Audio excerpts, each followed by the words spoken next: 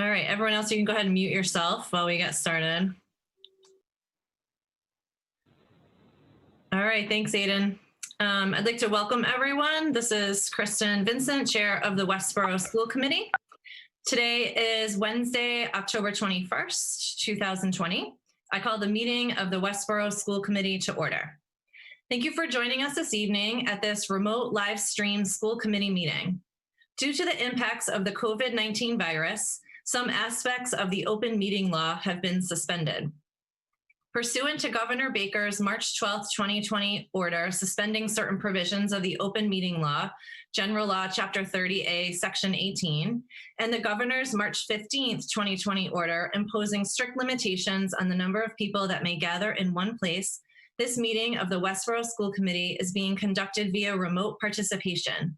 No in-person attendance of members of the public will be permitted, but every effort will be made to ensure that the public can adequately access the proceeding as provided for in the order.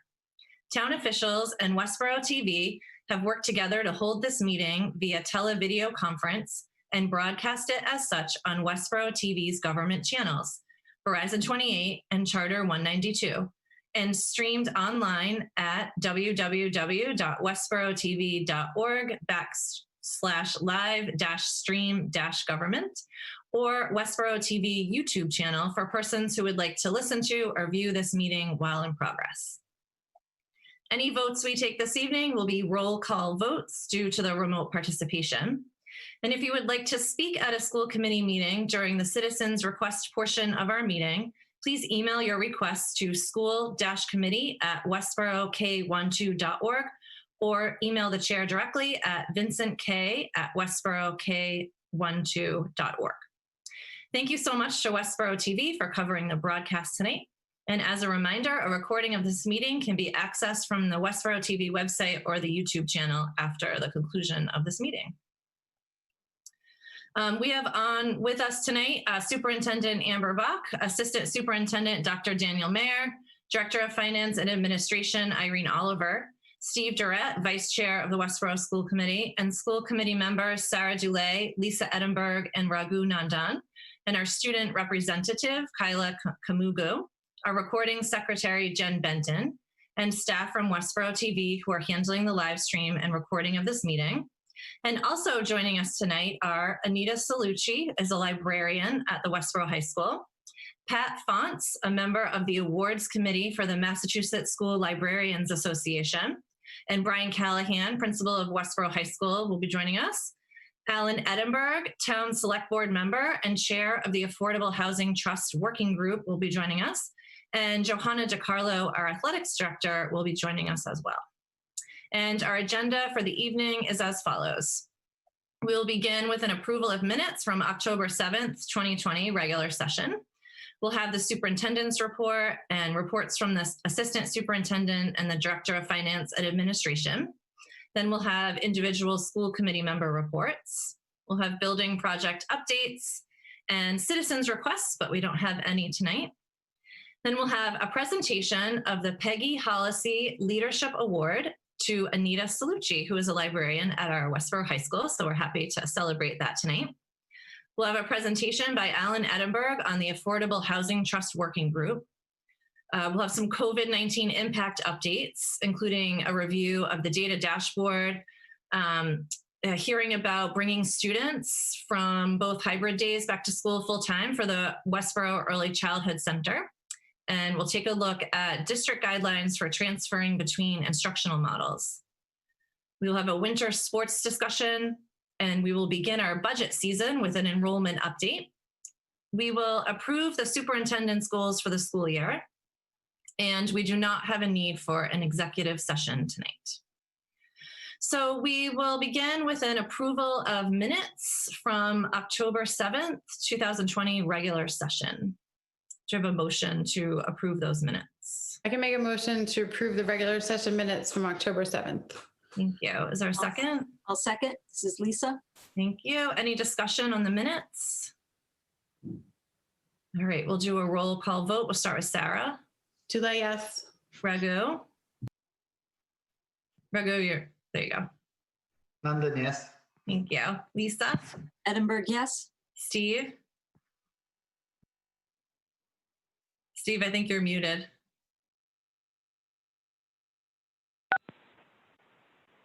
Durrett, yes. There you go.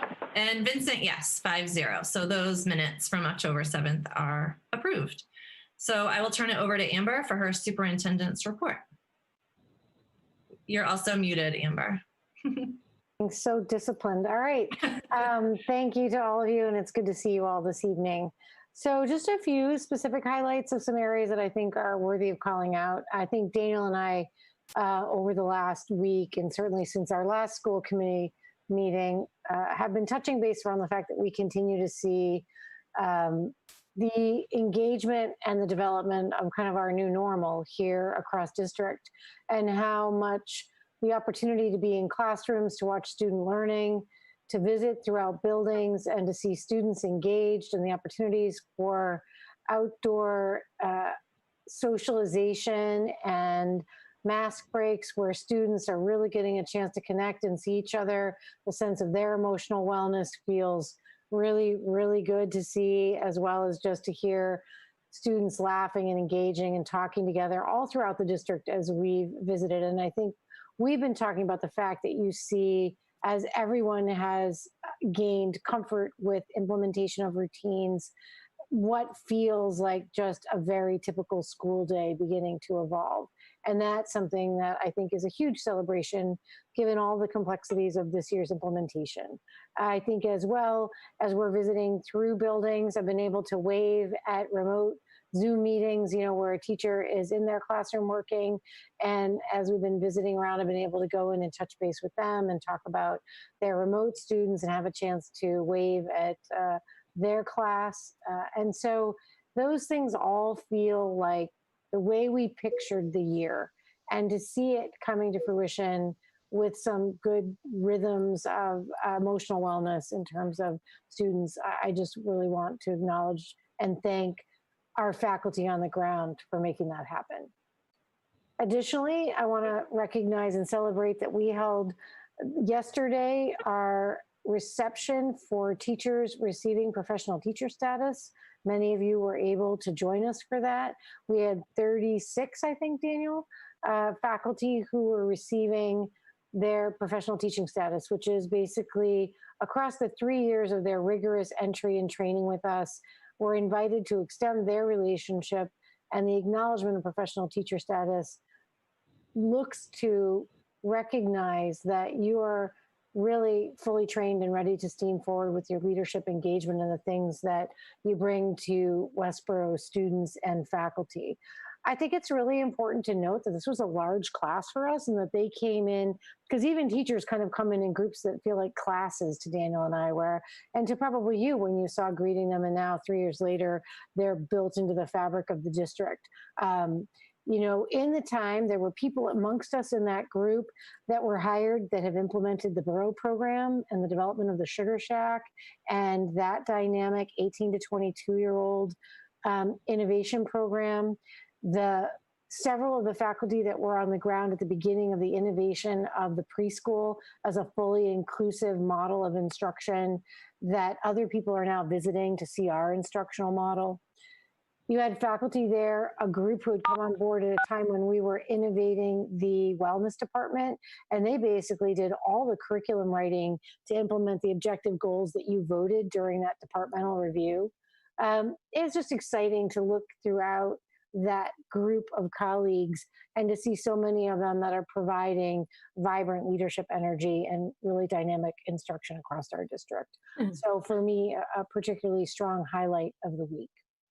We also have fall sports up and running, and I think it's fun to be able to go. I was able to see a cross country meet at the end of last week, and I think Kyla will probably share some highlights of things from her report.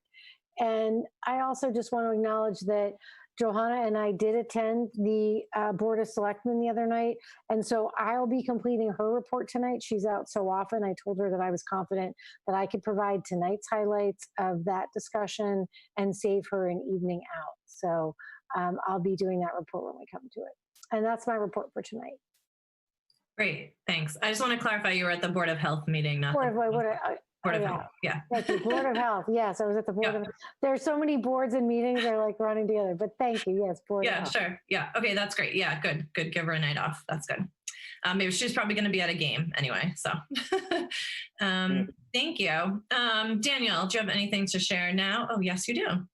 Yes, I do. I'm going to share my screen. This is a screenshot of today's presentation from Katie Greer. She's meeting with our students both today and tomorrow for a series of 50-minute meetings online. And I've talked with the school committee about the presentation she's giving tomorrow night for parents that is going to be similar to what she's been providing to our students. And she's an expert on safety and responsible behavior when it comes to your online presence. You can see this is her slide that she put up at the very beginning of the presentation. She's the blonde woman in the middle there. Roger Anderson, the health and wellness director, helped bring her in, as did Westboro Connects, was instrumental in making this happen. And I like the opening quote she started. I sent, at least this is a group of 170 or so ninth graders that were participating in this particular hour meeting that I was a part of. And the quote is like, if somebody published a book full of all of the comments you've left on social media, would you be proud? And she touched on the theme of like being smart and the consequences of what it is that you put up, and not just in terms of like, you know, putting your best self forward, but also the dangers of identifying yourself and putting the information out on the internet that people can find easily, pictures that they can get of you, also ways in which you can prevent other students who might not want following you without being aggressive. You can do it. There's techniques that you can use that she was very informative, that are like sort of anti-bullying techniques that don't flag to other students that you've like disabled them from being able to like see what it is you're putting up on your Instagram or other accounts. So her wealth of knowledge comes in part from down at the bottom here. I think you can see she was a former intelligence analyst for the Massachusetts State Police. She knows her stuff. She spent 3 minutes researching Westboro High School before she met the students today and started with, this is what I've learned about you guys. And she basically told a number of like very powerful stories about, you know, there are things, you know, it wasn't like there was anything particularly salacious, thankfully, or problematic that she was finding, but she was clear about how much information there is out there that anybody can learn at any time. And so she gave these tips and techniques. She also made it clear that by giving a very powerful example of a student who was admitted to Cornell, who made one silly comment, well, not silly, hurtful comment on the internet that lasted just for literally 3 seconds. Everybody gasped. They thought they could take it down. Cornell got it. Cornell football team got it. His chances, his admission into Cornell was rescinded. And, you know, it was a powerful talk. And I just really encourage, I mean, I'm glad our kids heard it, and I think they'll take something from it. Although when I was asking Kristen about her daughter's experience, they may tell you it was boring, but I encourage you, even if you don't as a parent get a chance to go to it tomorrow, that you ask them questions about what it was they learned and what was said there. So it provides you with an opportunity to engage in a discussion with your kids about the types of things that they heard, because it gives you an opportunity. But I also further, like, you know, she's a wealth of information, and I think everybody should take advantage of going tomorrow night and going online and participating. I believe it starts at 6:30. Is that correct? Okay, so that's the one big update I just wanted to give you there, and at this point I'll turn it over to Irene. Thank you, Daniel. Irene, do you have anything to share tonight? The only thing I have to share tonight is I've been like neck high in the budget development for FY22. So, we have some presentations coming up in the next few school committee meetings. And so tonight is Daniel's enrollment, and then Amber's next too. So we're doing some speed budgeting right now. So that's all I have. Okay, great. Thank you. So we're going to move on to school committee member reports, and we're actually going to start with Kyla. Do you have anything to share with us, Kyla, tonight? Yes, I do actually. Yay. So the schools have been up and running, and like Superintendent Box said, they have been getting into a routine, which is quite easy to see and really good to see. The reports I got from the different principals is that the programs are running and the students have been building classroom committees and practicing routines, which is also the same case as in high school. And they have been practicing a school-wide kindness lesson, and that is it for the new year. In fails, there will be an online book fair that will run from the October 26th to November 8th. And the New Fields Building Project makes good progress, and the students are signing the beams on the new building. In Westboro High, there has been an inclusion of hot lunches, which the students really seem to enjoy. And the students are now falling into routines and college applications and are in the air, so students are busy asking for recommendations and meeting their counselors. And yeah, that is all I have for my report. Thank you so much. Lots of good updates there. I know it's a busy time for seniors with all the college applications. So busy time at the high school right now. Thank you. Sarah, do you have anything to share tonight? No, but I'm glad that Kyla mentioned the signing of the beam at Fails. I just watched that video on Westboro TV, and it's great. Mrs. Stater talks, and Amber's on it too. Amber goes up in the lift and signs the beam up in the sky. And then all the little kids signing it with their hard hats on is very adorable. So thank you for mentioning that. And the Turkey Trot sign up is open. So sign up when you can. You get a t-shirt with your registration through November 6th. So keep that date in mind. And that's all. Thank you. I need to sign up. I gotta get in there. Yep, we're all signed up. Thanks. Raghu, do you have anything to share tonight? Yes, I want to share feedback from a parent. Actually, when we were discussing the hybrid model, we were thinking about the social and emotional well-being of the kids. And one of the parents said, actually, it's helping the social and emotional well-being of the whole family with the kids being out for a couple of days. So I thought it was pretty funny. Yeah, maybe it's preserving some relationships by having them out of the house a few days a week. Definitely. Totally. Yeah. Lisa, anything to share tonight? I do. First of all, if you did not know, 16-year-olds can pre-register to vote. I'm not sure everyone knows that. So if you're sitting there listening and you have a 16-year-old, they can pre-register so that when they turn 18, they can immediately already be registered. Also wanted to mention, while I'm mentioning voting, early voting has begun in Westboro, and it is open all week this week and next week from 8 to 3, Monday through Thursday, 9 to 12 on Fridays, and on the weekend it's open from 9 to 3 for early voting.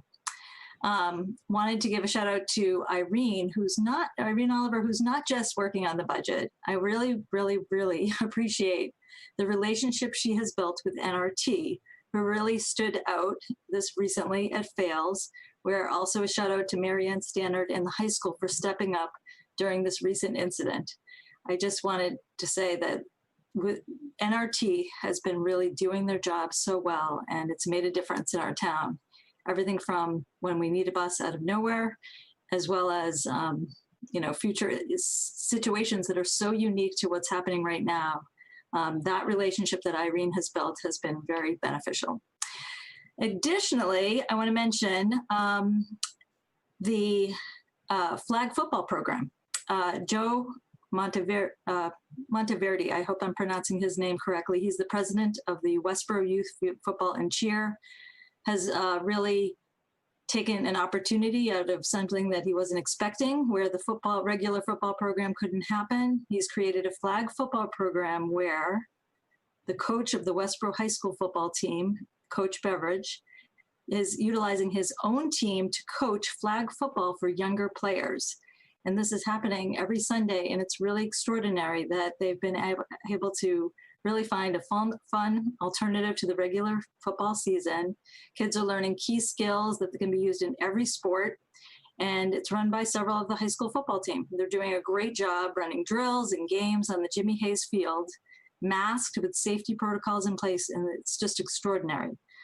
Additionally, the Westboro baseball, rec department and Babe Ruth are running in a safe fall program to get these kids outside every weekend for baseball against local towns. Again, safety protocols all in place, doing really, really well.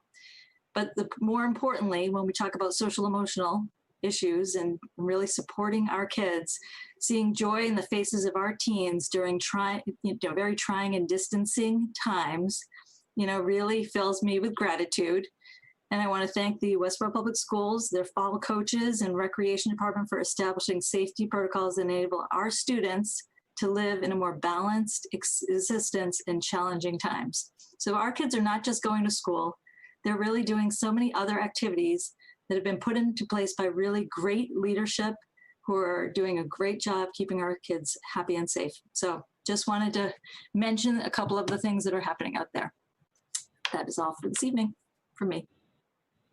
Thank you, Lisa. Yeah, lots of opportunities for kids to do things outside of their school hours, whether they're doing remote learning or hybrid learning or homeschooling. There's so many options for them to get outside and connect safely. So yeah, much appreciation to everyone in town for providing those opportunities. Steve, do you have anything now, or do you want to wait for building project updates? I'll wait for the project update. Okay, thanks. I just have a few updates from the federal and state level. So free lunches have been extended through the end of the school year. So there will be free lunch offered for this whole school year. So that was good news to hear. And the state has just recently said that school districts can use remote learning for a snow day, which is, I find very funny because they had originally canceled alternative learning days. And now with the situation that we're in, they decide that we can use remote learning for snow days. But in Westboro, I believe we can take it on a case-by-case basis, because I think sometimes everybody needs a snow day. So sometimes a snow day can be a really good thing for talking about mental health. Sometimes a snow day is just what we all need. So I'm sure we'll just take it on a case-by-case basis, but it's good to know that the state has officially said that you can use remote learning for a snow day. So good to know that. So I'm going to turn it over to Steve now for some building project updates.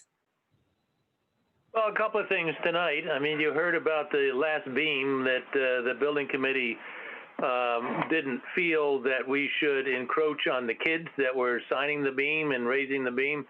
Obviously, the school administration with Amber and with Marianne needed to be present to do that. I was just about to look at the video of it before I got into the meeting, but took a while to get signed in. Anyway, so I haven't seen that yet, but I'm sure it was a lot of fun. And the kids, I saw some precursor photos of the kids with their hard hats on, really neat. And I'm sure that their experience, as was mentioned by Lisa, in recent days associated with construction and the things that go bump in the night and that kind of stuff. I do have to credit Irene and NRT for immediate reaction to a need, which allowed the kids to have, quote unquote, a field trip to the high school and get lunch. So what might have otherwise been a problem turned into a positive event for the kids.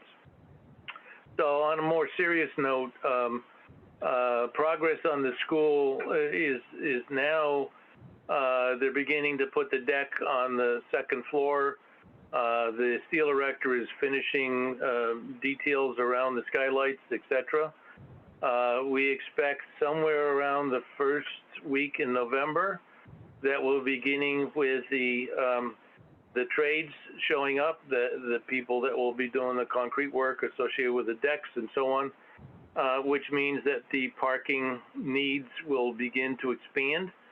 And so I'll have a conversation with Irene offline, but we anticipate getting ready for the school bus use of our contract to move construction workers from the parking areas at Greg's Field to the site in the morning and to bring them back to their cars at the end of the day, potentially starting on the first week, Monday in November, which I think is November the 2nd.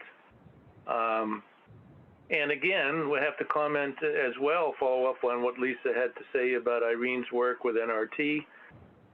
This effort relative to the construction workers appears to be no additional cost to the school system, and it was because of Irene's relationship with NRT. And so things continue for Fales Construction, and you know, we'll be moving into the colder months now with other progress, which won't be as fast as the steel erection, but is significant in the sense that we are moving forward with the project, and we believe we're on schedule. We've done our very best as a school building committee to stay on budget as well. There are some tweaks that we will be doing with the guaranteed maximum price that we have from Gilbane, the construction manager, to perhaps save a little bit more money than where we are. So that's pretty much the story at this point for Fales. And other projects will be discussed shortly as we get into town meeting warrant articles and other things for the annual town meeting going forward with the facilities group in the school administration. So that's my story for this week. All right, thanks, Steve. Yeah, I look forward to looking at that video too of the kids and everyone signing that final beam. That's exciting. It's another milestone there for that project. Thanks for those updates. Next on our agenda is citizens' requests, but we do not have any of those tonight. So we're going to move into our presentation of an award to Anita Salucci, who's a librarian at Westboro High. She's here to accept a very special award. So I'm going to turn it over to Pat, who's here to say a few words and share with us about this award. Having me. For those of you who have not met, my name is Pat Ponce. I'm a long-term resident of Westboro, retired school librarian. I spent 14 years in the Westboro Public Schools, amongst others, and I'm a member of the Massachusetts School Library Association's Awards Committee. And thank you for inviting me to present the Massachusetts School Library Association's 2020 Peggy Hallisey Service Award to Anita Salucci tonight. This award was supposed to be given back in March, but due to the COVID-19 emergency, the annual conference along with the award ceremony was canceled.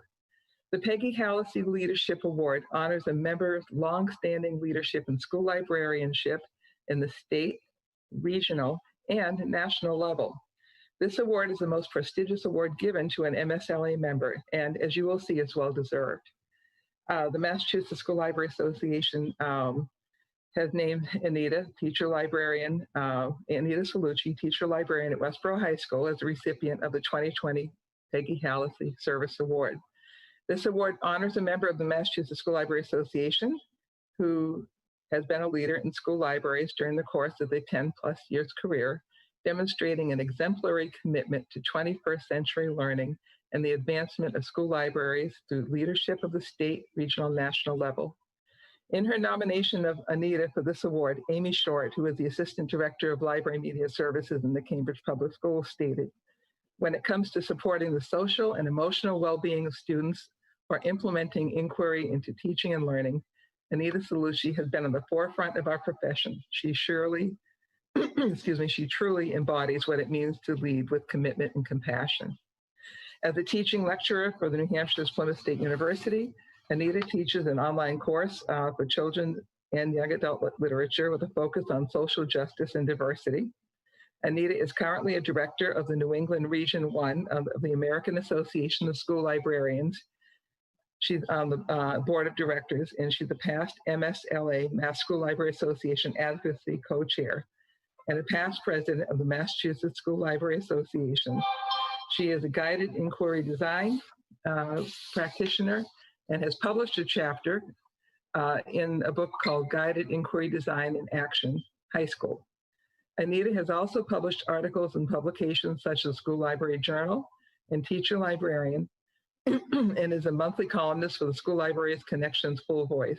She's a recipient of the Massachusetts School Library Association Service Award in 2017, the Web Seal of Excellence for the years 2016 to 2020, and an American Association of School Librarians Social Media Superstar finalist in 2018, Social Justice Defender category. For her work in relation to mental health and social and emotional learning, she was named a 2019 Library Journal Mover and Shaker and received the School Library Journal School Librarian of the Year 2016 co-finalist award. And as a side, it was kind of fun to see her picture on the front cover of that particular publication. For these reasons and more, Anita truly embodies leadership in our profession, and she's a very worthy recipient of the Peggy Hallisey Leadership Award. And I wanted to congratulate Anita. She hasn't seen this yet, but she'll get it tomorrow morning. This is the award. And it just says it's for the Leadership Award for Exemplary Commitment for Students and School Libraries, Anita Salucci, 2020. Thank you very much for offering the time, and congratulations, Anita. Thank you so much. Congratulations. I think Mr. Callahan is here. Maybe he has a few words to say as well. We're so fortunate to have Anita on our staff.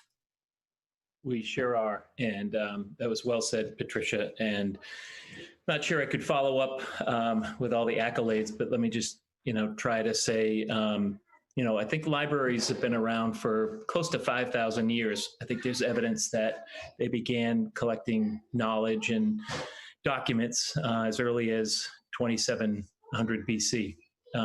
And obviously a lot has changed since that time. And I can speak on behalf of our entire high school that we've experienced such a positive, powerful, and progressive change because of Anita's leadership in that library. And all of those accolades are well-deserved, this one here as well. And, I enjoy working with her.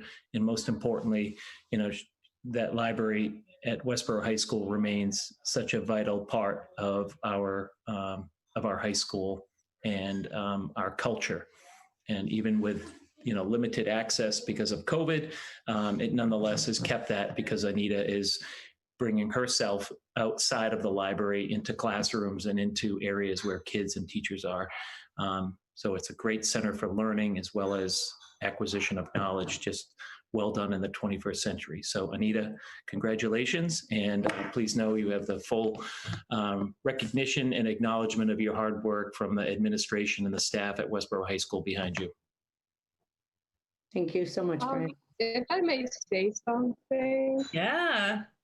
Okay, so I just like to say on behalf of the students, we all love Ms. Salucci. She has been really amazing in helping our poetry team go to competitions. And with our TAB Mind Matters, she's coordinated so many events in our clubs to help us acknowledge mental health and promote it in our school. I'm part of two of her clubs, so not to be biased, but she's really amazing and she really does deserve all those words. So congratulations on behalf of TAB, poetry, and me. Thank you, Kyla. That's high praise coming from students, right, Anita? Anita, Anita, my gift is the carpet. It took us so long, but it speaks to just your vision for the continual evolution of that library and seeing it as a community of learning and a space for gathering and inquiry and community and questioning and the energy of the spirit of real inquiry of learning and lifelong learning. And so I think that you really have breathed a new life into it, and I want to thank you. So congratulations. Thank you. Thank you so much. Thank you, Pat, for being here to do the special presentation. It's nice to have that connection with Westboro and your organization. And thank you, Brian, for coming in too to say things. Anita, anything you want to say? I'm sure you're feeling a little overwhelmed at this point. I am crying right now, but happy tears. Yes, thank you so much for everyone's words and for this time at your meeting. It's really appreciated, and I appreciate you all. We appreciate you, and we're so glad to have you and your leadership at the high school. So thank you so much. Thank you, Anita. So our favorite part of the meeting is we don't make you stay.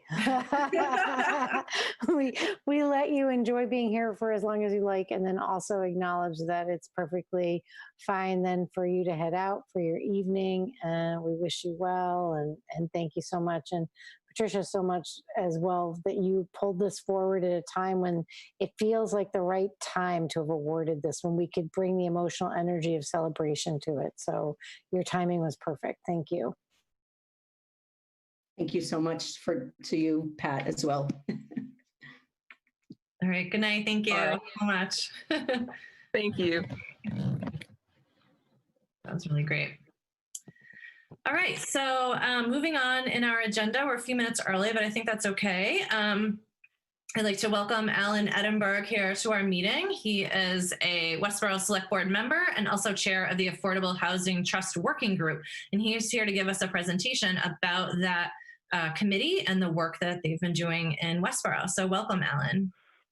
Thank you, and thank you for having me here this evening. If I could just get permission to share a screen, I'll share my slides. I think Daniel can do that. Sure, I could do that, Alan. You're just testing my skills. Let's see. Allow. I know I can do this. Do I have to do that in global settings? Screen sharing. I'm not sure. I don't use Zoom. Multiple participants can share. That should do it. And that does. Okay. Daniel, I'm impressed as always. I just want to say that you don't panic under live meeting duress. Well done. And we're relatively new to Zoom too. This is our second meeting using Zoom, so. Well, I better brush up as well. I want to thank the school committee and the administration for having me here this evening.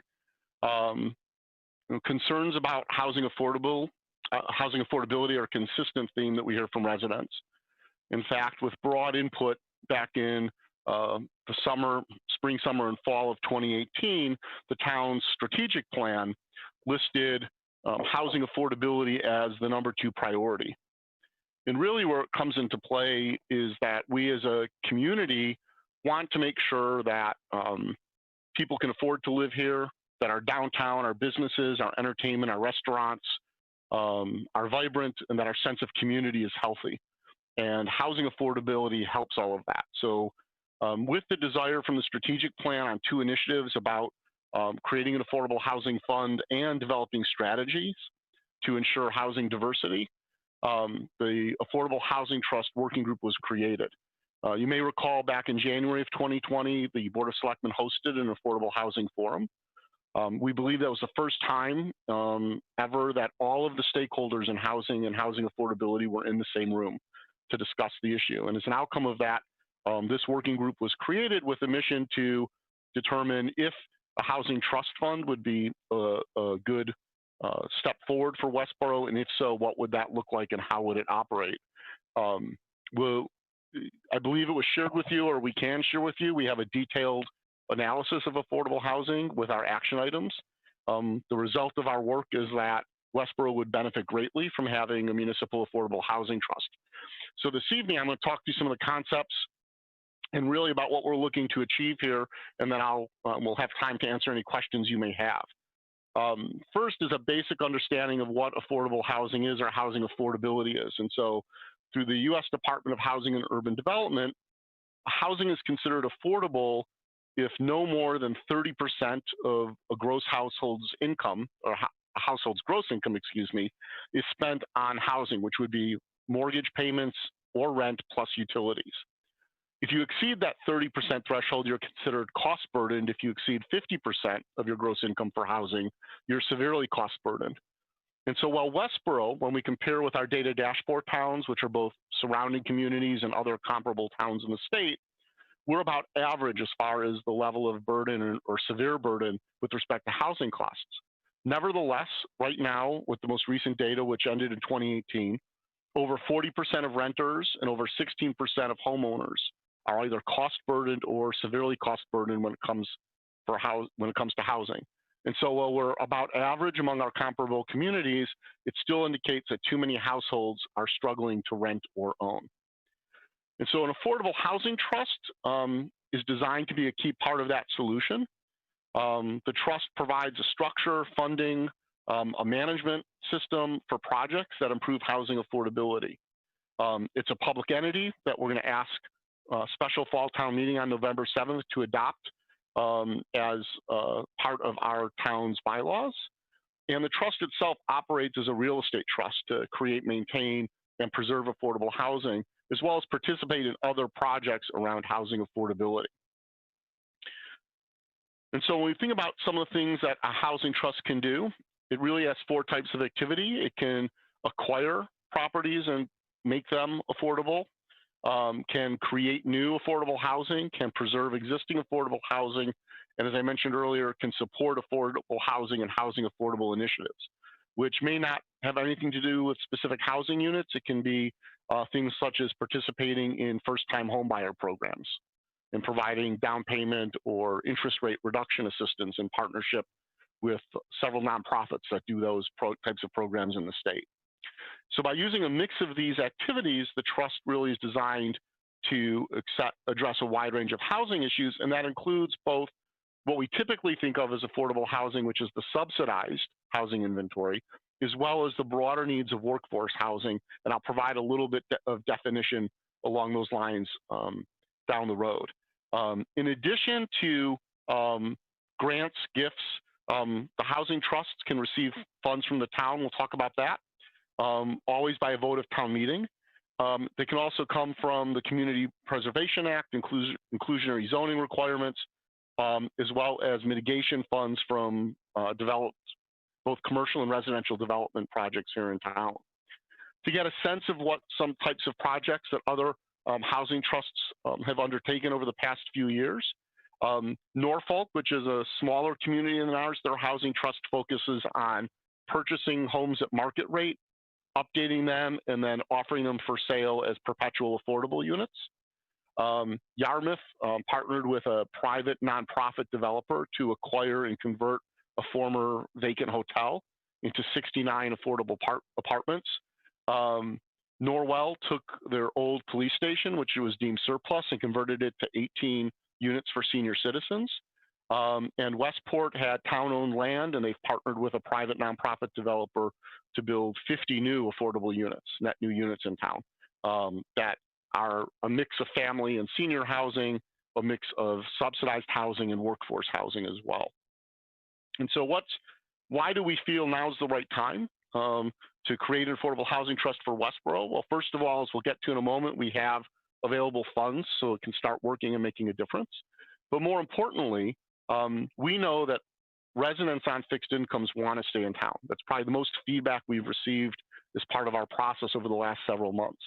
And the data analysis shows that we have an issue with people being able to afford to stay in town as they move through the stages of life. We also want to avoid 40B developments so that we have control over housing and how it fits with our zoning and our design requirements. And as importantly, but often overlooked, housing affordability and workforce housing in particular improve housing diversity. And again, that ties back to the strategic plan, but having better housing affordability and workforce housing actually does a lot to support local job creation, retention, and productivity. Has a net increase in tax revenues to the town, so it lessens the burden for everyone. it can help improve a town's sustainability, and it can reduce inequality and inequity at the socioeconomic level, both in housing and in other factors around work and quality of life. And so we feel that now is the time to act because funds are available. We want to capture those funds and use them for their intended purposes. So in creating the Westboro Affordable Housing Trust, our mission is to provide for the creation and preservation of affordable housing units in Westboro for the benefit of low and moderate income households, and to support efforts to improve housing affordability for our community in general. And it's actually we've broadened the mission a little bit because it's that supporting efforts to improve housing affordability in our community in general that having as part of our mission sets an expectation of greater flexibility and diversity of the type of projects and initiatives we'll undertake. We're not just going to be buying property and converting it to affordable or building affordable housing. There are other programs that we can bring to town that can help address housing affordability as an issue. And so when we look at the scope of programs, I've talked about subsidized housing and that subsidized housing inventory that we need to comply with state law. And that's most commonly thought of as affordable, but also workforce housing. And so what does that really mean? So if we look at a family of four, our area median income for Westboro really depends on which program is doing the calculation, but it ranges between about $98,000 and about $110,000 a year. And again, that's for a family of four.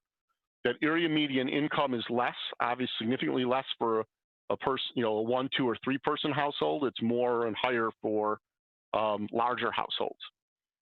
When we talk about affordable housing that's subsidized, those programs are generally designed for families that earn between 30 and 80% of that area median income, or AMI. Workforce housing programs are generally designed for households that earn between 60% and 130% of AMI. And so when we talk about the range of opportunity and the range of programs that the trust can be involved in, for a family of four, that could be programs that serve the needs of a family of four earning about $30,000 a year, all the way up to a family of four whose gross income is $140,000 a year. And so it's a pretty broad range and can help.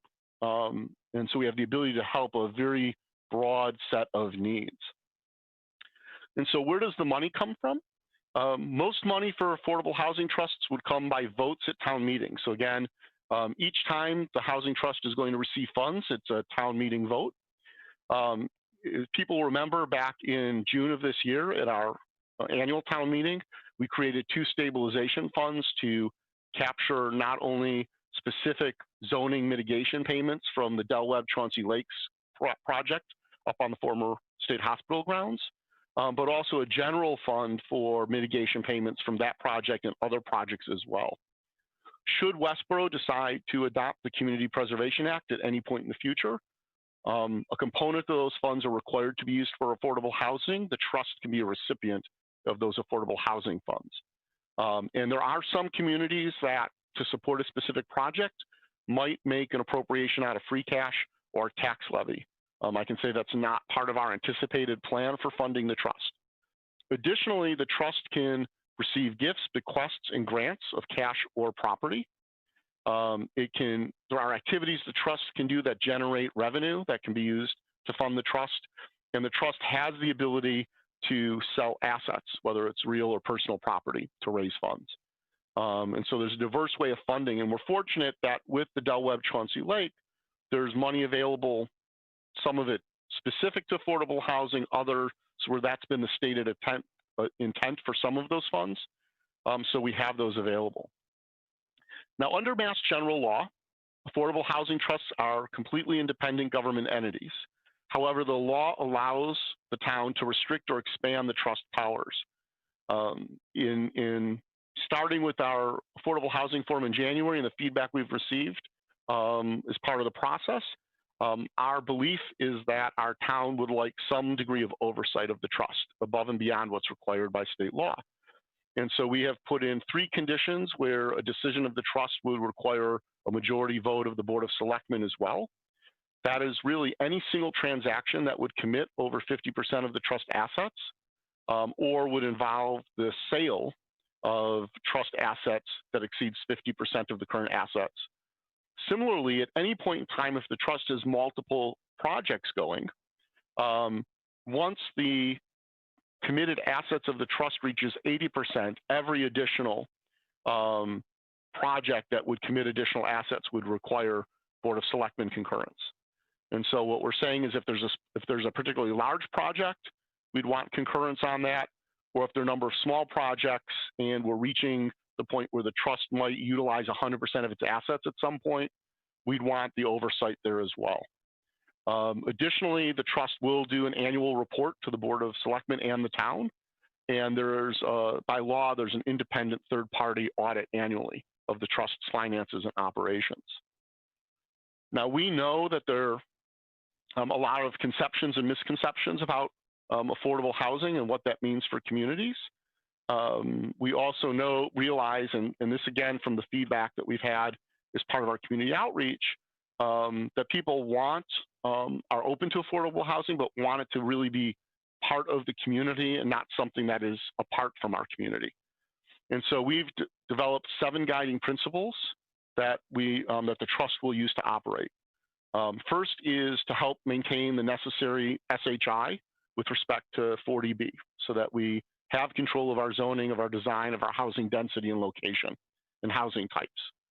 We want to prioritize the projects based on housing needs that not only takes community input, but is based on data analysis. And we can talk about that in tons of detail. If you read our full affordable housing analysis and action item report, you'll see a lot of data research in there. We want to promote efforts that span the full range of affordable and workforce housing needs and programs. We also want to leverage projects that help the sustainability of the trust. So for example, if a project be successful with the trust providing funding as a loan instead of a grant, that's preferable because that loan gets repaid and the funds are available for future work. We certainly will consider and respect the impact of projects on town services.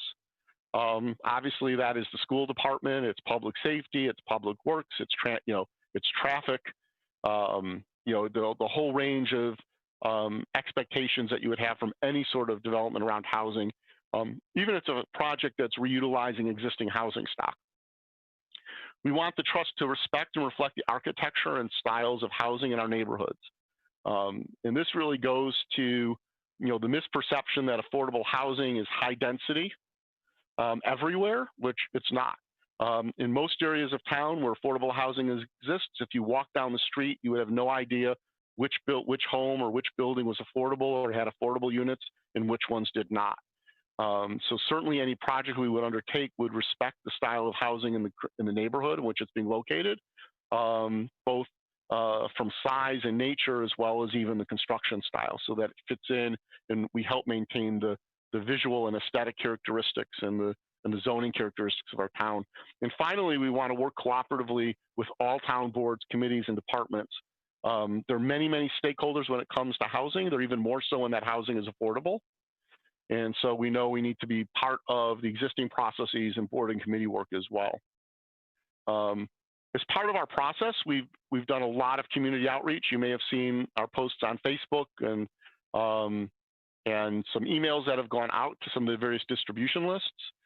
We have a separate community outreach site where we've been gathering input.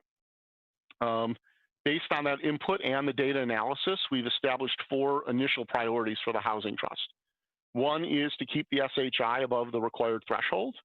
The second is to expand affordable housing options for seniors aged 62 plus. The third is to increase availability and access to workforce housing.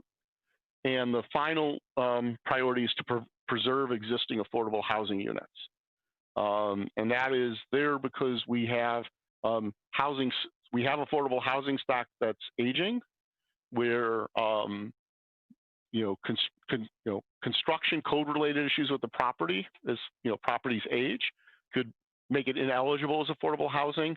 We also have older affordable units where at the time they were made affordable, the deed restrictions weren't in perpetuity. And so we would want to capture those and maintain and put them into a perpetual state of affordable housing rather than losing that inventory. And so our next steps We've got a couple of them. One, we're encouraging everyone to join us at Fall Town Meeting on November 7th to vote on 2 warrant articles. One is to create the trust, which is accepting the section of Mass General Law and adding a bylaw, an article to our town bylaws. And a second vote to provide initial funding using the first of 14 mitigation payments from the Del Webb Chauncey Lake project. Once that is successful, as we hope it will be, the Board of Selectmen will appoint the trustees. The trustees will file the declaration of trust with the Registrar of Deeds and the Land Court, and the trust will be up and running. We've invited the community to provide feedback. We have a community outreach site. The URL is on the screen. A shortened version of it. There's a lot of great information. All of our documents are up there and available for review, as well as on our page on the town website. There's also a robust comment and feedback section where we're asking comments. At this point, we've had over 750 unique visitors visit the site and peruse it. We have our comment threads number well over 100 at this point, actually close to 150, and we've got many people who've signed up to follow the site and receive our periodic updates, and so we're glad about that.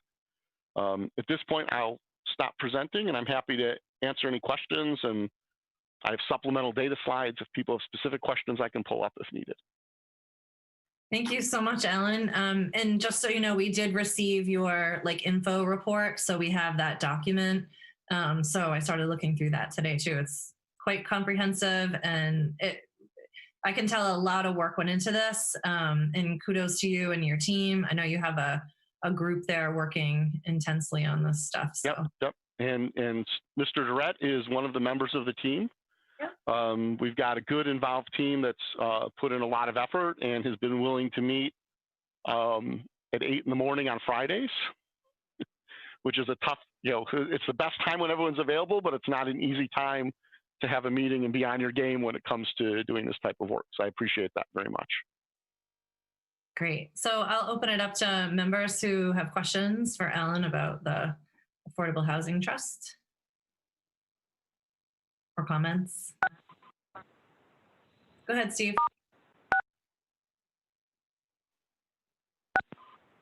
Yeah, I was trying to get rid of the background. I didn't realize it was still muted.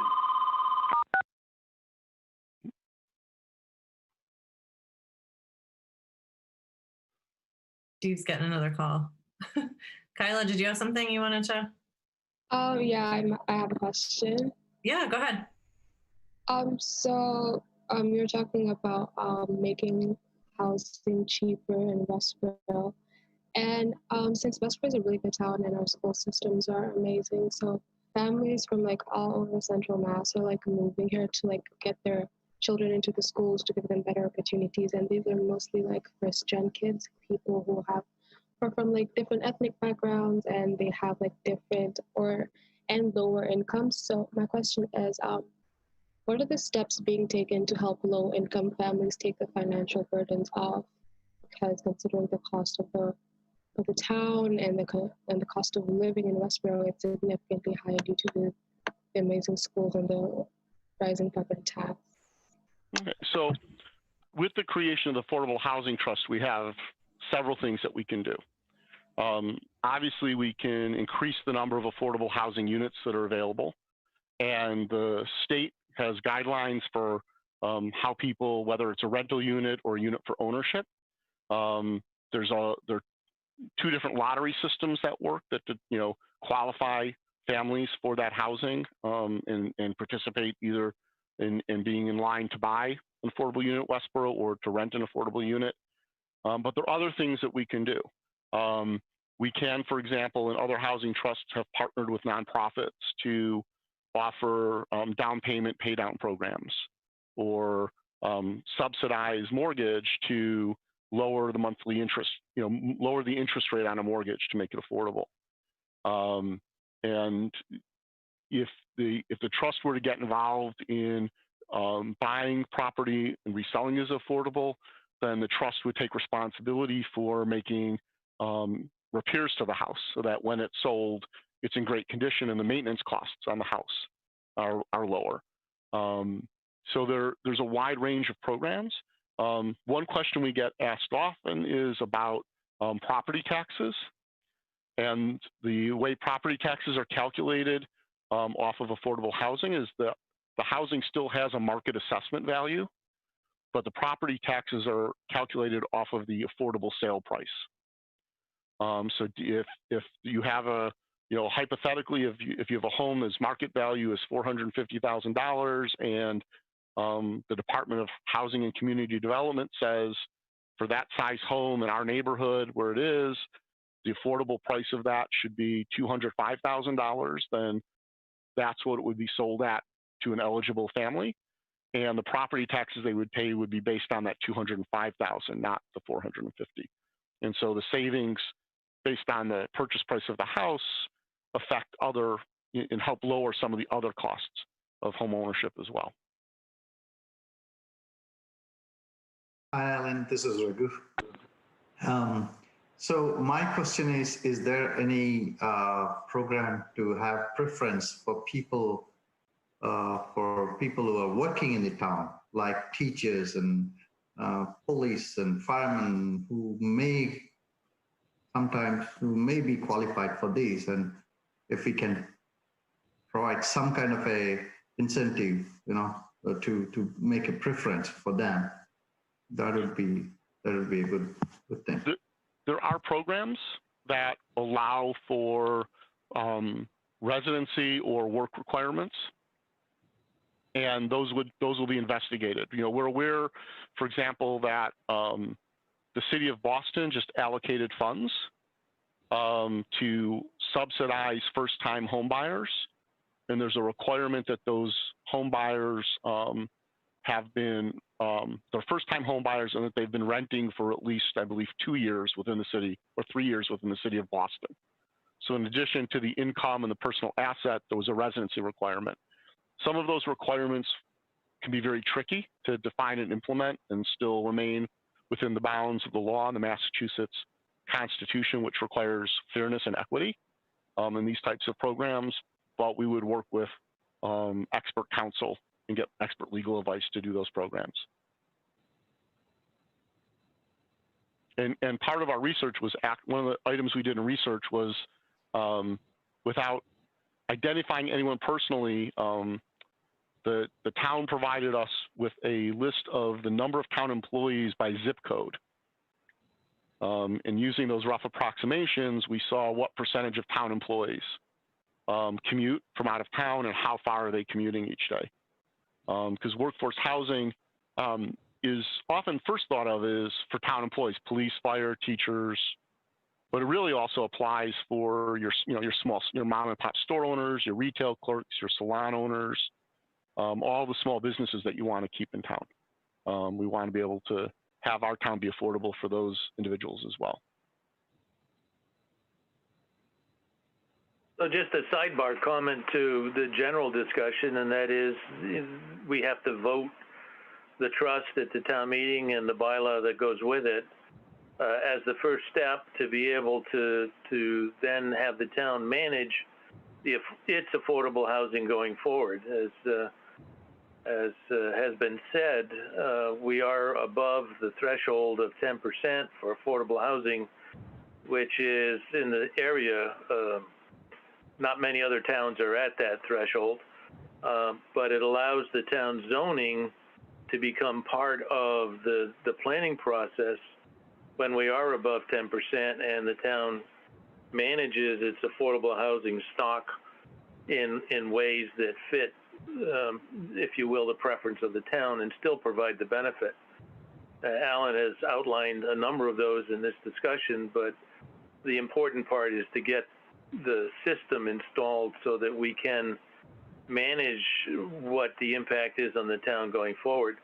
Alan also mentioned in passing that one of the things that a trust could do is acquire existing housing and make it affordable. And in that sense, it has the double whammy, which is it creates affordable from what otherwise was not, thereby reducing the impact to the factor of 2 for each one that we would do. And secondarily, which is how I got interested in this, is that sometimes buying an existing resident and making the repair is significantly cheaper than having to build a new development under the state law for construction, which is, highest and best wages, as we see in other construction that we do for the schools. So it's a definitely positive way to get the best bang for the buck using funds that we collect from other processes, such as the Del Webb discussion, to the benefit of people who otherwise might not be able to live in the town. So hopefully, not only would you support this when you go to town meeting, but also bring your friends who would also do it. And these things are on the fall town meeting upcoming in November. Thank you. Thank you, Steve. Great reminder. Sarah, question? Comment? I had a third group. I know Kyla mentioned and Raghu mentioned groups, but seniors, I know I kind of took Affordable Housing 101 last year when we were in discussion the Pulte project. And so I thank you for taking this on and creating this group because it was a very important topic then and it still is now. So is there, a lot of discussion back then was removing those units, the affordable units from the Pulte project, and then how do we get more affordable housing for seniors and also keeping seniors, in town that want to stay in town. So there are incentives for them as well. There are. And so, as I mentioned, the trust could build, and to Steve's point, as a government entity, the trust actually building the housing is the least cost-effective way to get more affordable housing. So the trust would be more apt to convert or help fund projects, and the trust can partner with private developers. We're aware that the Westboro Housing Authority has available land that's currently zoned for multifamily housing that could be used as a location. As part of our feedback, several people have sent in addresses of buildings that some residential, some commercial that could be converted, that might be vacant or becoming vacant, that could be converted to those. So we'll look at the trust will look at a wide range of options to increase the stock of affordable housing for 62 plus. And in addition to the subsidized housing for that demographic, we would also like to see more workforce. Even though they might be retiring and out of the workforce, that that classification of workforce housing for that age demographic as well, for folks who want to downsize, wouldn't qualify for a subsidized unit, but still need an affordable smaller home or a condo or an apartment that they can move into and live and be happy and remain in their community with their friends and their activities. And I have a question. So you were talking about affordability in terms of purchasing a home, but this does include rental, like affordable rental units as well? Yes, it includes, the affordability includes rental units as well. Okay. And so if anyone's really interested and has a lot of coffee, we can walk through the rent charts and that, once a year, the state actually publishes based on percentage of area median income and what those are, what rents are considered affordable for family units of 1 to 9. Ranging from 30% of area median income all the way up to 140%. And so there are different programs for renters as well. Great. Lisa, do you have something? I do. On a personal note, I am proud, maybe a little biased. I may have heard a lot about this over the past year or more. But on a professional note, I do have a question. As Steve and a few of us have mentioned, that the attractiveness of the Norfolk model, which is the purchase of market purchase and then reselling as affordable. And you've talked about the tax implication for affordable.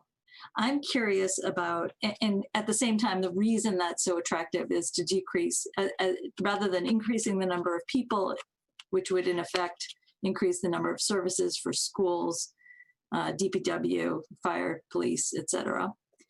It would maintain the population without increasing services. But here's the issue I wonder about. I recognize this is a really good thing. And I realized that the issue initially at town meeting that we were mainly discussing was not dipping below the 10%. But now the main issue, because of course the projections show that we're pretty good till at least 2030, is that the affordability of being able to live here long past your children leave home, or remaining here as a senior, or remaining here as a millennial. Certainly by the report, it showed certainly a gap there. If the affordable housing causes the tax rate to be against the affordable price, how do you supplement the deficit in the tax burden, meaning that for the town? Where do you get the difference between what the market value price was, the taxes for that, versus for affordable price? Does that come from the trust? Do you fill in that deficit in another way? I just wondered if that's ever been addressed, since that does seem like the avenue that seems most beneficial. Well, does that make sense? I'm sorry. It absolutely makes sense. So if you take a unit of housing and convert it from market rate to affordable, the amount of property tax on that property goes down. If all things being equal, if town spending stays level, then the residential tax burden gets redistributed. Okay, and so it does have an impact. However, having a healthy mix of affordable housing and diverse housing options brings in other benefits and other revenue sources to the community that help offset that gap in property tax. So, for example, you mentioned, it's cool that you read the report, or maybe you just heard me yapping about it, that our age demographics right now fits a model prototype called Millennial Valley, which is the percentage of people in their young and mid-20s who live in our town is significantly below the state average. And so having affordable housing options for that demographic brings in residents who want to work local to where they live, prefer to shop local, take advantage of local restaurants and entertainment options, and tend to generate a lot of that type of revenue into the community. At the same time, they tend not to have children in the schools or have a high demand on town services. And so as we look at the mix and how it works, we see the potential shift in tax revenue as not being significant. I think it's the best answer I have. I mean, there is an impact.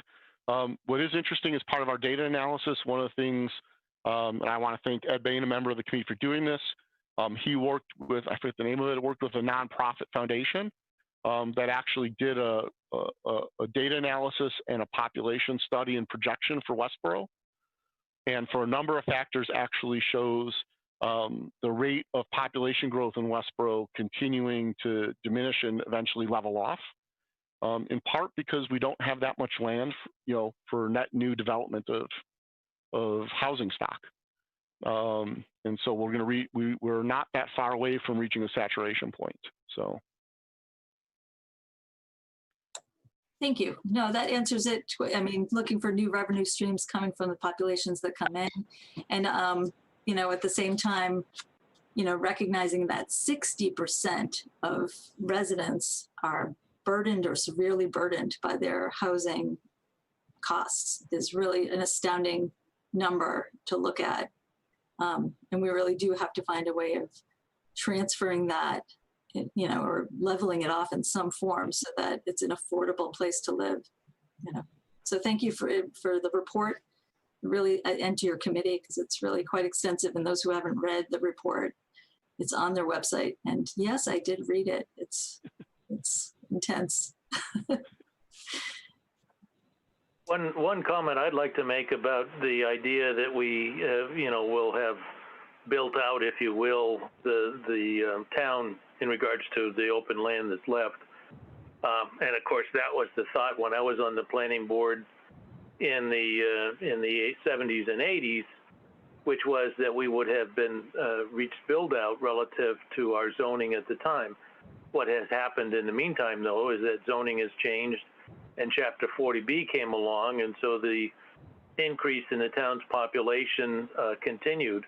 I would suggest that in the future, as long as the town has a good school system and other reasons why people would want to move here, one of the trends will be to convert smaller houses into bigger houses on lots that could support it under the current zoning, or for that matter, to the extent that the town wishes to grow or continue to grow, that the zoning would change and allow that to happen. So, you know, there's decisions to be made, and the master planning group, no doubt, is facing those things as to what future zoning would be in regards to all these issues.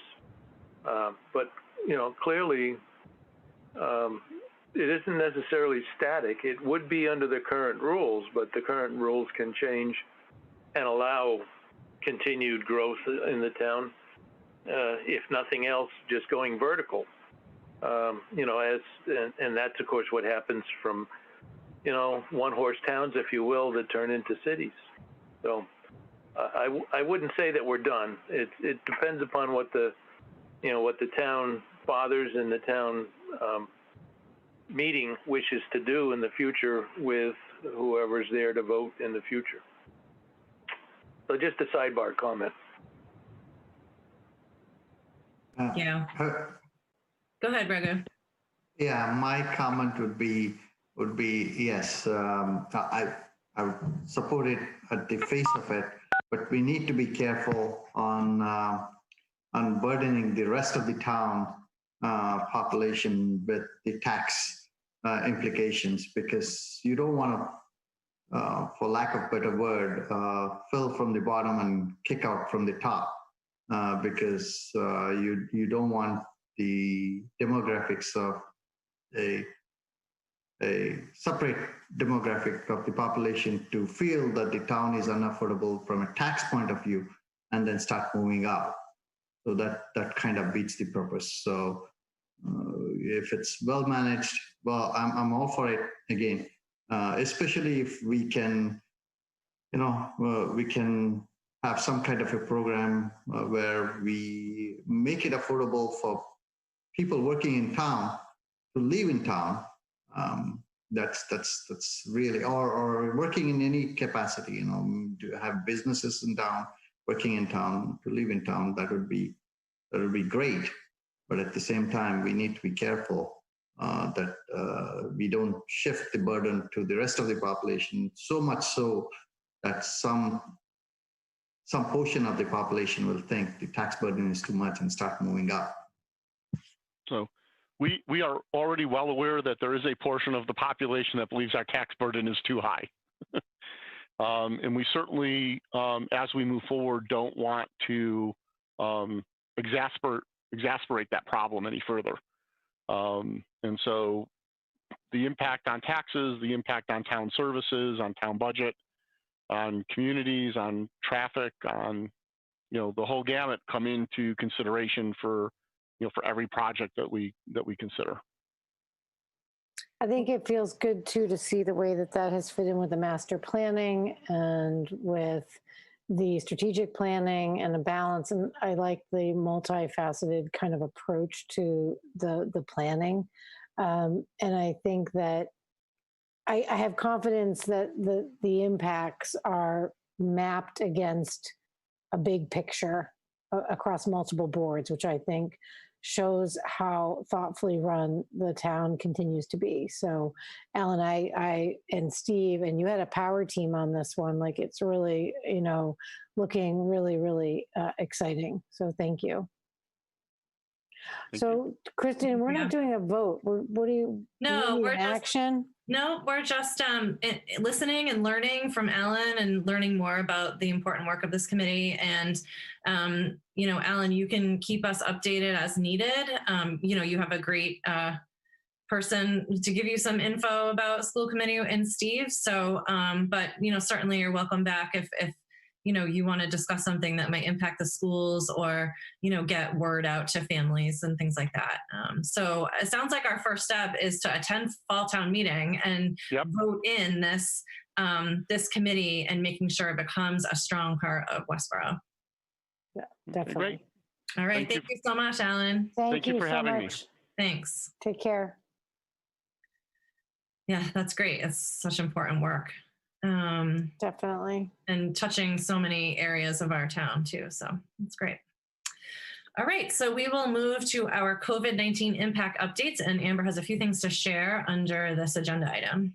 So Daniel and I will kind of present together through here, sharing. I take the first two updates, and then he will take the last two. And Daniel, if you could share your screen on the data dashboard, I think, certainly helpful to continue to review with people its location and the content and the goals of the way that we're transparently sharing information across the community. You can pull that up.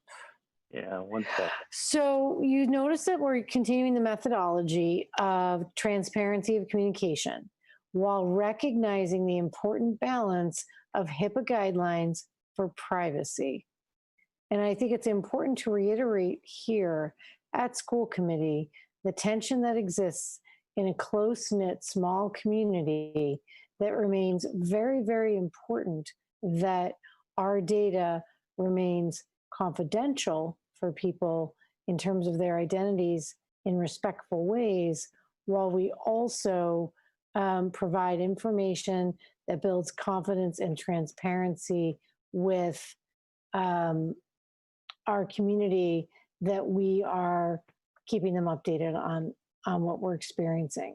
So a memo went out last night that gave, and I've tried to change the writing on those each time so that they create a different experience. So the one that I sent out yesterday, and those are written by me in collaboration with the head nurse and confirmed with whatever school I'm working with. And then also forwarded in terms of data in collaboration with the Board of Health. So we shifted our posting of the data dashboard to Friday, where people felt that the data would be more current. And then I'll give you just a brief summation of this, which is, each week it's looking at cases and symptoms and quarantining and isolating.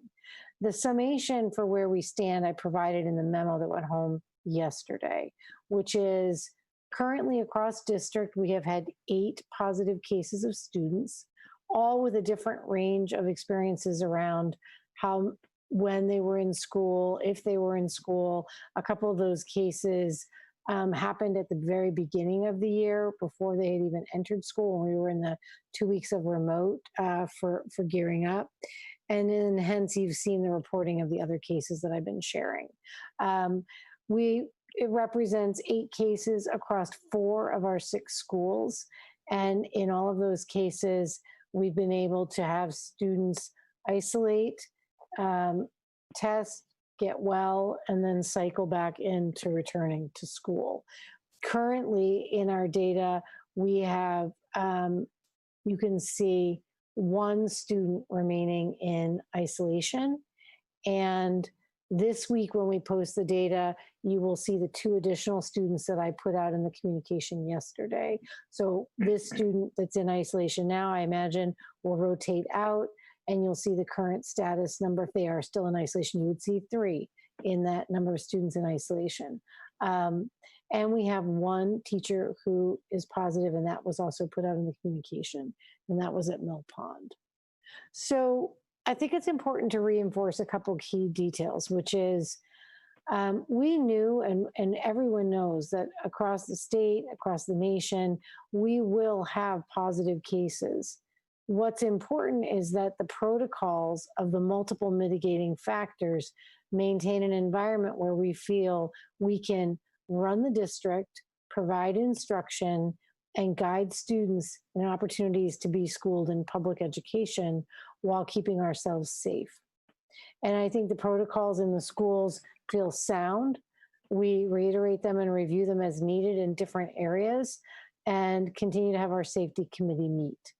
My goal in updating you is to take any questions you have and to know that in-depth kind of ongoing updates get shared to teachers around ways we're tweaking protocols. You know, when the safety committee gets asked a question, we try to push out an answer. I'm putting out a document this week, which kind of provides guidelines for the ways and different circumstances in which staff might be out, as an example, and how they would be coded and how long they would be out and can they work from home, all these types of questions that arrive with implementation of the model.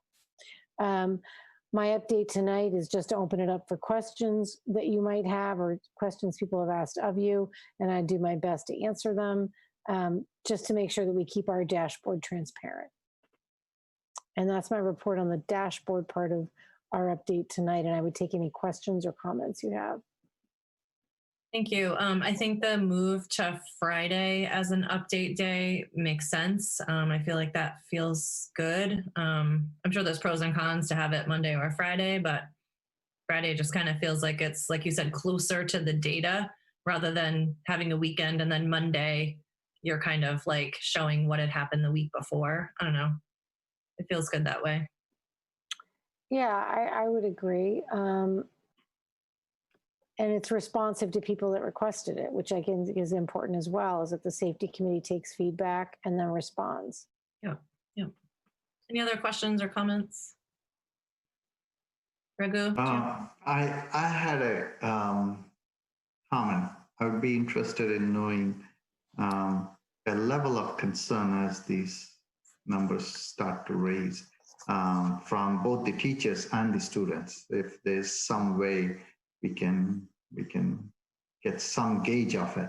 I know it's not science per se, but some gauge of level of concern that they have.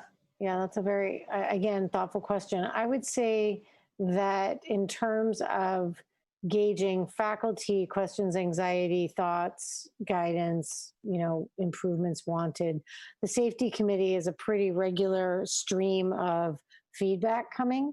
So there's a building representative at each building, plus several administrators, several principals.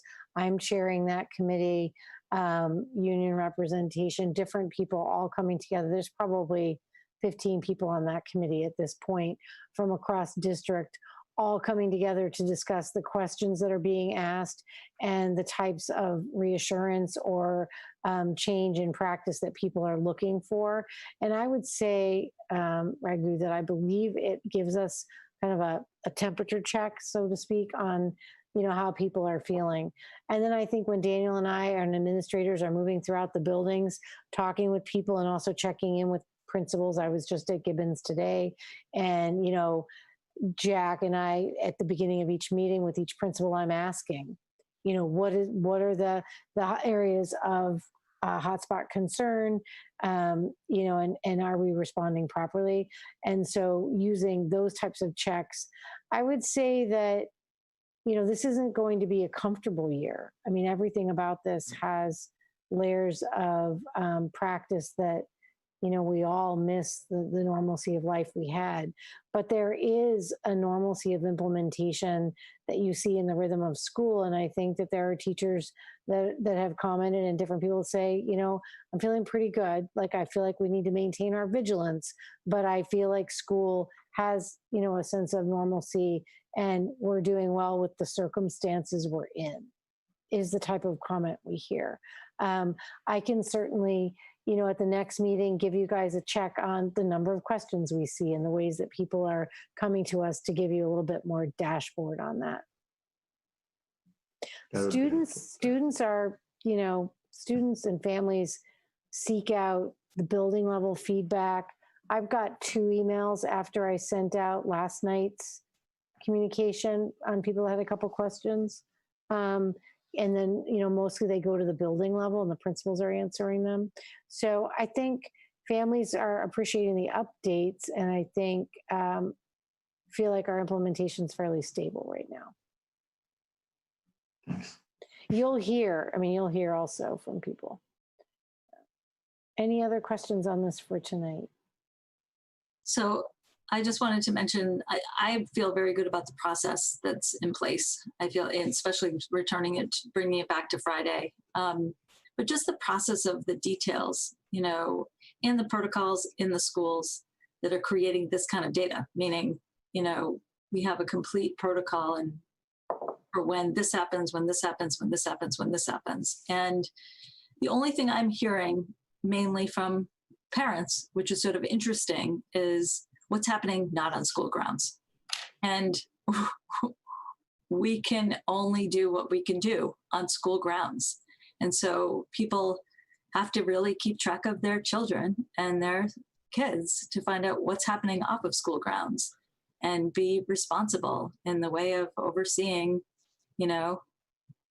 are all of our kids safe after they leave school, and are they masked, and where are they on weekends, and where are they after school, so that we all, I go back to August 17th when Kristen talked about, we have to work this through as a community, that it cannot just be the schools on their own. It really will require all of us to pay attention to our words and our actions and, working together so that we can have the outcome that we want. And right now, I believe that on school grounds, we are doing everything in our power to make this work very effectively and successfully. So thank you. It was just a comment, not a question. Other thoughts? Why don't we keep moving, and you can come back and we can answer others, but this will be a regular part of our work because I think around transparency, it continues to be important that the data is out there and the updates on the work is transparently discussed. So the next piece is, again, a glimmer of this implementation. I want to make sure that everyone knows that I'm not representing this as an easy implementation or a perfect implementation or something that's ironed out. We're still on a daily basis working through the mechanics of how would we code this? Can this teacher work from home? They're quarantining. How do we support students who have to be out? And so there's just this regular cycle of implementation questions that are guiding where we are right now. And I think it's important that we continue to update you so that you can answer questions in the field, which I know as representatives to your constituencies, you continue to do. So thank you. If you have questions, continue to access me and I can provide answers that help you answer questions out in the field.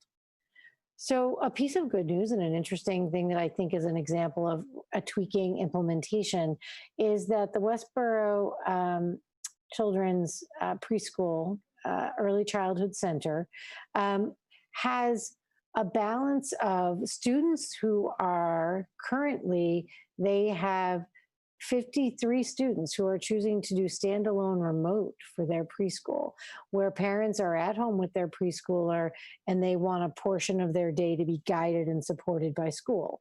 So I think that that's really a truly creative innovation where our preschool teachers, where I think the modifications of that require a true partnership with the parent or caregiver who is logging on to that session and entering into almost like, a collaborative engagement with the children in group settings to provide some guided preschool experience time.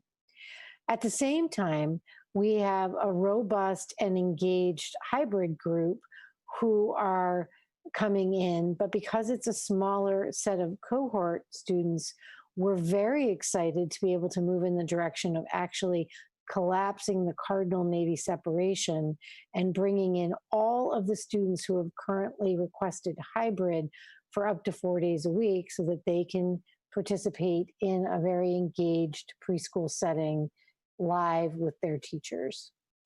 That allows us to still bring them all in while socially distancing and spacing and following our protocols.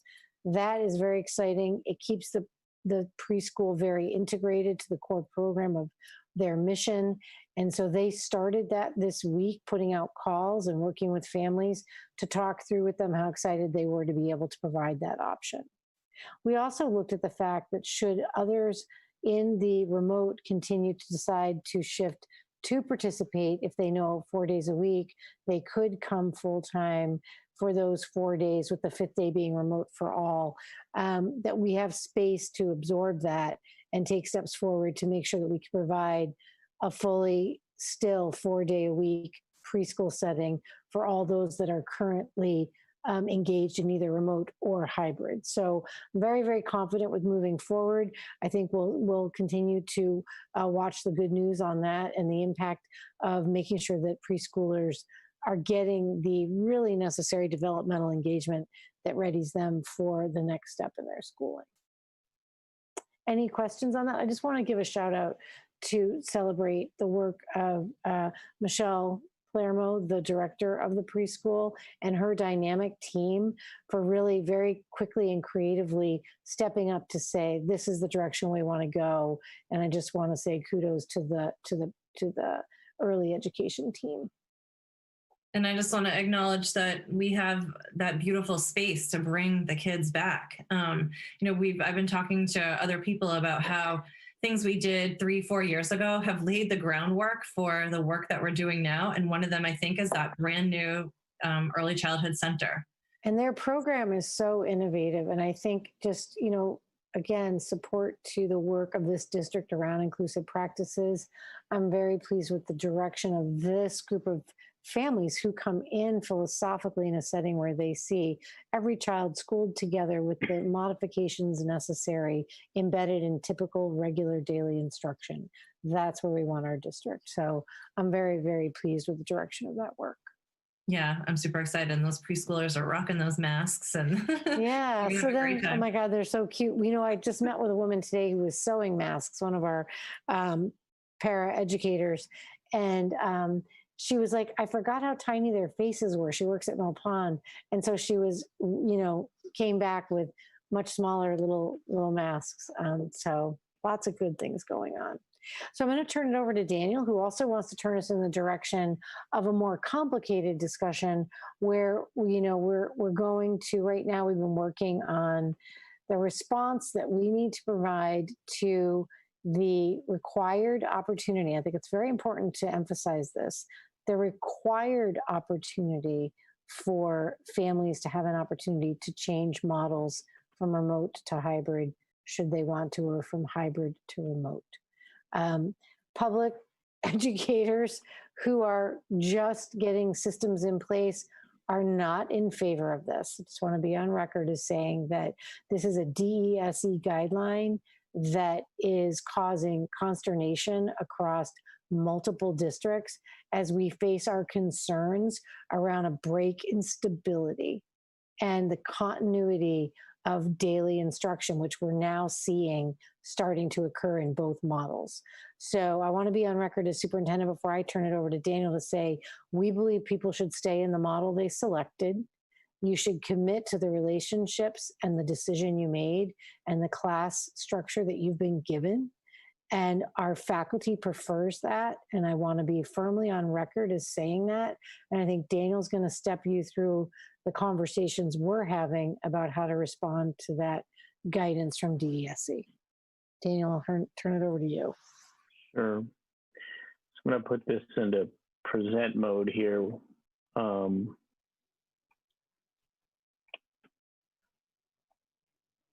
then Amber, you can see this, right? Yep, it looks beautiful. Okay. Speaking of cute preschoolers. I know, look at those. There's a couple there. I took it last year, guys, just so you know, pre-COVID. It's not like we're violating anything here. But it's the last year's photo. But yeah, so as Amber mentioned, there's this requirement that we provide the opportunity for parents to petition to transfer their children between the models. And so we as district leaders have gotten together and talked about the process. And what I want to show you is, you know, a little bit like our thinking on what the process is going to be for petitioning transfer, when it might occur, and highlight the concerns that we have, to put a finer point on what Amber was just talking about in terms of why the transfer process is not necessarily in the best interest of our students if it's done on a massive scale. So let me see. So first, you know, as terms of guidelines, we're setting in place that transfers between the models can happen only at the end of the trimester, K to 6, and the end of the semester, 7 to 12, unless there are extenuating circumstances. So to be clear, the end of the trimester means that if you're an elementary school student / parent, you would have 2 opportunities during the year, one coming up at the end of winter break and another coming up sometime in March. If you're a high school student, there's only one opportunity. If you're a middle school student, there's only one opportunity, and that would be at the semester break, which would come up around January, late January for a high school, early January for middle school. The extenuating circumstances where between those formal times when you can request a transfer is if there's a change in a family's health situation and you have supporting medical documentation. By all means, you should get in touch with with your building principal and explain the situation, provide the documentation. If there's a change in your student support services needs, same thing. Those are extenuating circumstances that would allow us to consider and review and discuss with parents at any time a request for transfer. We will say that there needs to be space available to be able to make the transfers when we do this semester / trimester changes. We're not going to try to obstruct by any means, but we want to make sure class sizes are appropriate. We have some rather large class sizes in a few sections already, and we need to make sure that we can handle the transfer. So we're going to request that the process is going to look like this. All requests are submitted by the parent and caregiver to this principal and include reasons and documentation for support in terms of why they want to transfer. And I'm now talking about transferring on the explicit dates at the predetermined transfer times that I just talked about. And we will need approximately 4 weeks prior to the end of the term or the trimester to get a parent's request. And I'll make it clear a little bit later in this presentation as to why we're asking for at least 4 weeks. So we will then review the requests, and we'll get with, both consult with the principal, the teachers, the counselors, and other appropriate staff. And as I alluded to, we're starting with, we're thinking the transfer days, the target date for a transfer will be January 4th for K through 8. So if you put in a request at those grade levels, your student would be able to move into a new situation January 4th in K through 8 or February 1st, 9 through 12. So here are the things that we think are really important to consider as we thought through it from an educational perspective, and that the students changing models in the middle of an academic year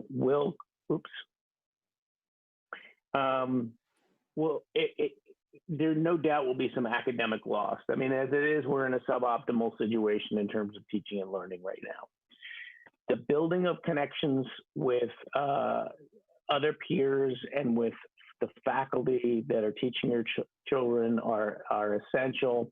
And if we have a shift, that's a major shift in the middle of a trimester or a semester, that student will have a new teacher and therefore will be needing, the teacher will get to know the student will get to know the teacher, the student will be getting to know the peers.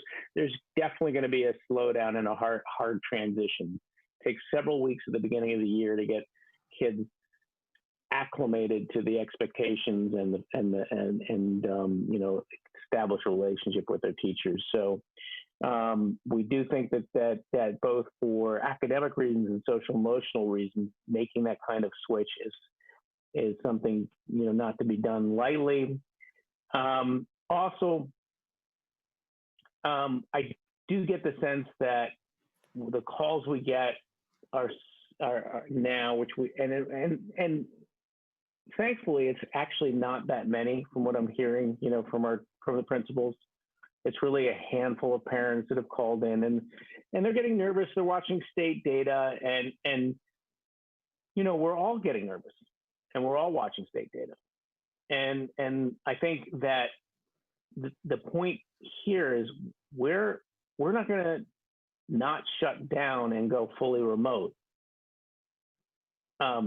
If the Department of Health and the state determine that that's what we should be doing, and it's in everybody's interest to, even if you can hang with us, is to, like, if we go all remote, your student stays with the same teacher.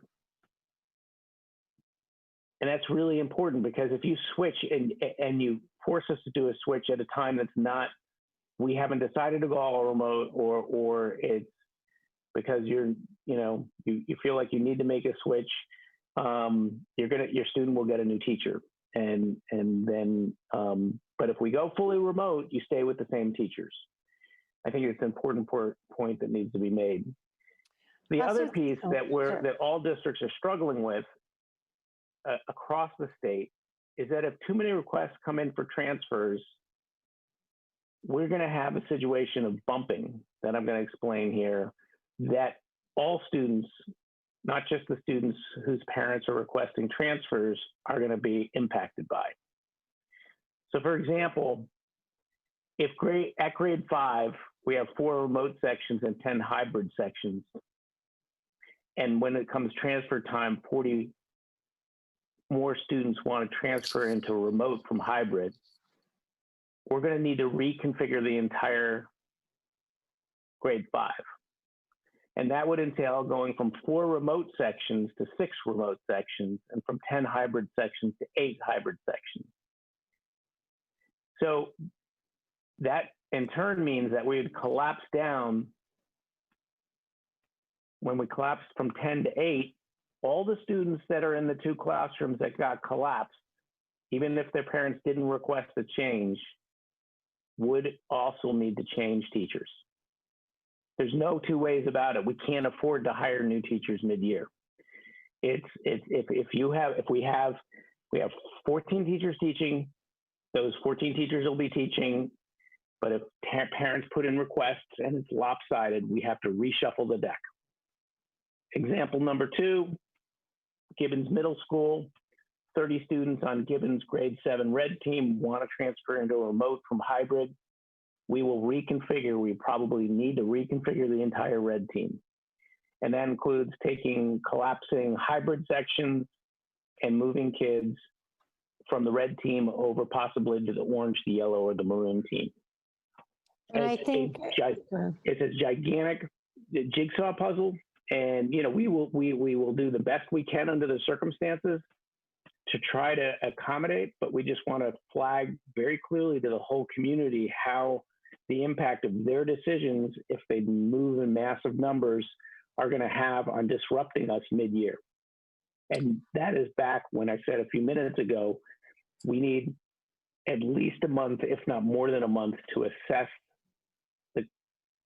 and rebuild schedules for all the students that are going to be impacted by these switches if we get large numbers of requests. And I think I want to emphasize a couple pieces, like the data examples that Daniel's using work both ways. So, there are people that want to come into the hybrid as well. And so, if either way, like let's say we see, okay, we are stable, we've got our rotations, we demonstrate and continue to show that students are enjoying the opportunities to be together, to have direct instruction in person, and our protocols continue to demonstrate the growth and comfort that we're seeing in the classrooms, then people want to come into hybrid. We also might need to create and shuffle sections the same way. So ideally you'd hope that it would bounce back and forth and you'd have a relatively small number on either side. I think then we could manage it without, complicated impact. I also want to reemphasize the importance of instructional stability for students and the models they're in, and that the time it takes to establish working relationships with teachers, and that students transferring into the remote are going to drop in that class just like they moved into town. And it's not going to start over. And it's not going to reconfigure going back and picking up gaps.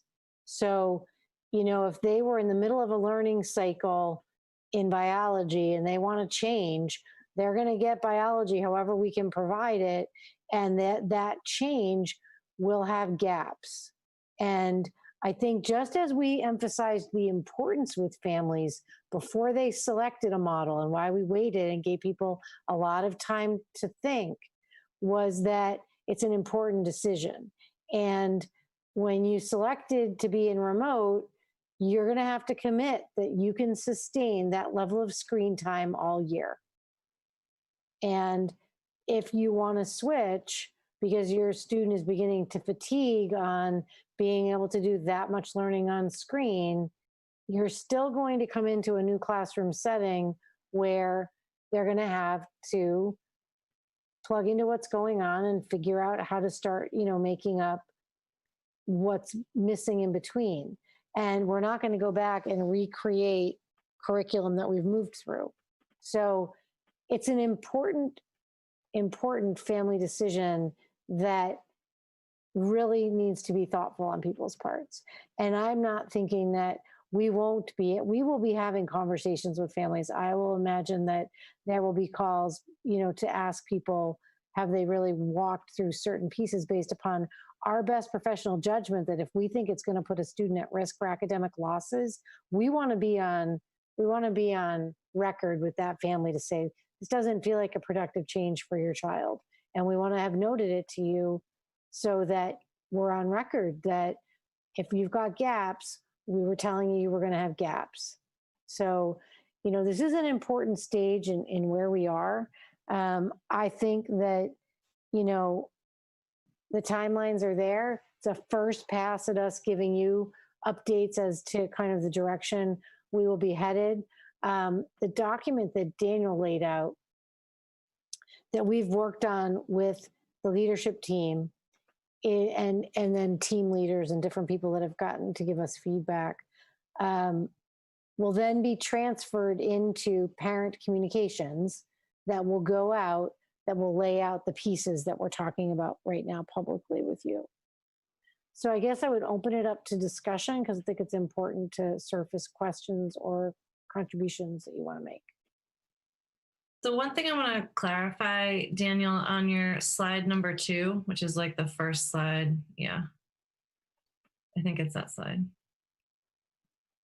So grades 7 and 8, I think, are still on a trimester.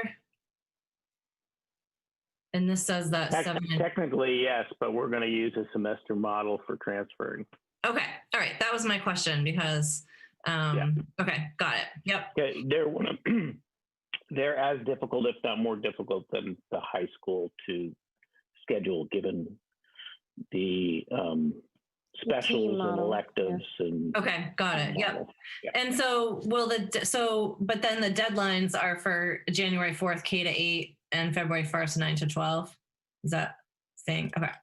Does that make sense? Well, that's not what. Let me be clear. You said deadlines. That's when the transfer would actually happen. The deadlines will be at least probably 4 to 6 weeks before then for parents to tell us what their choices are.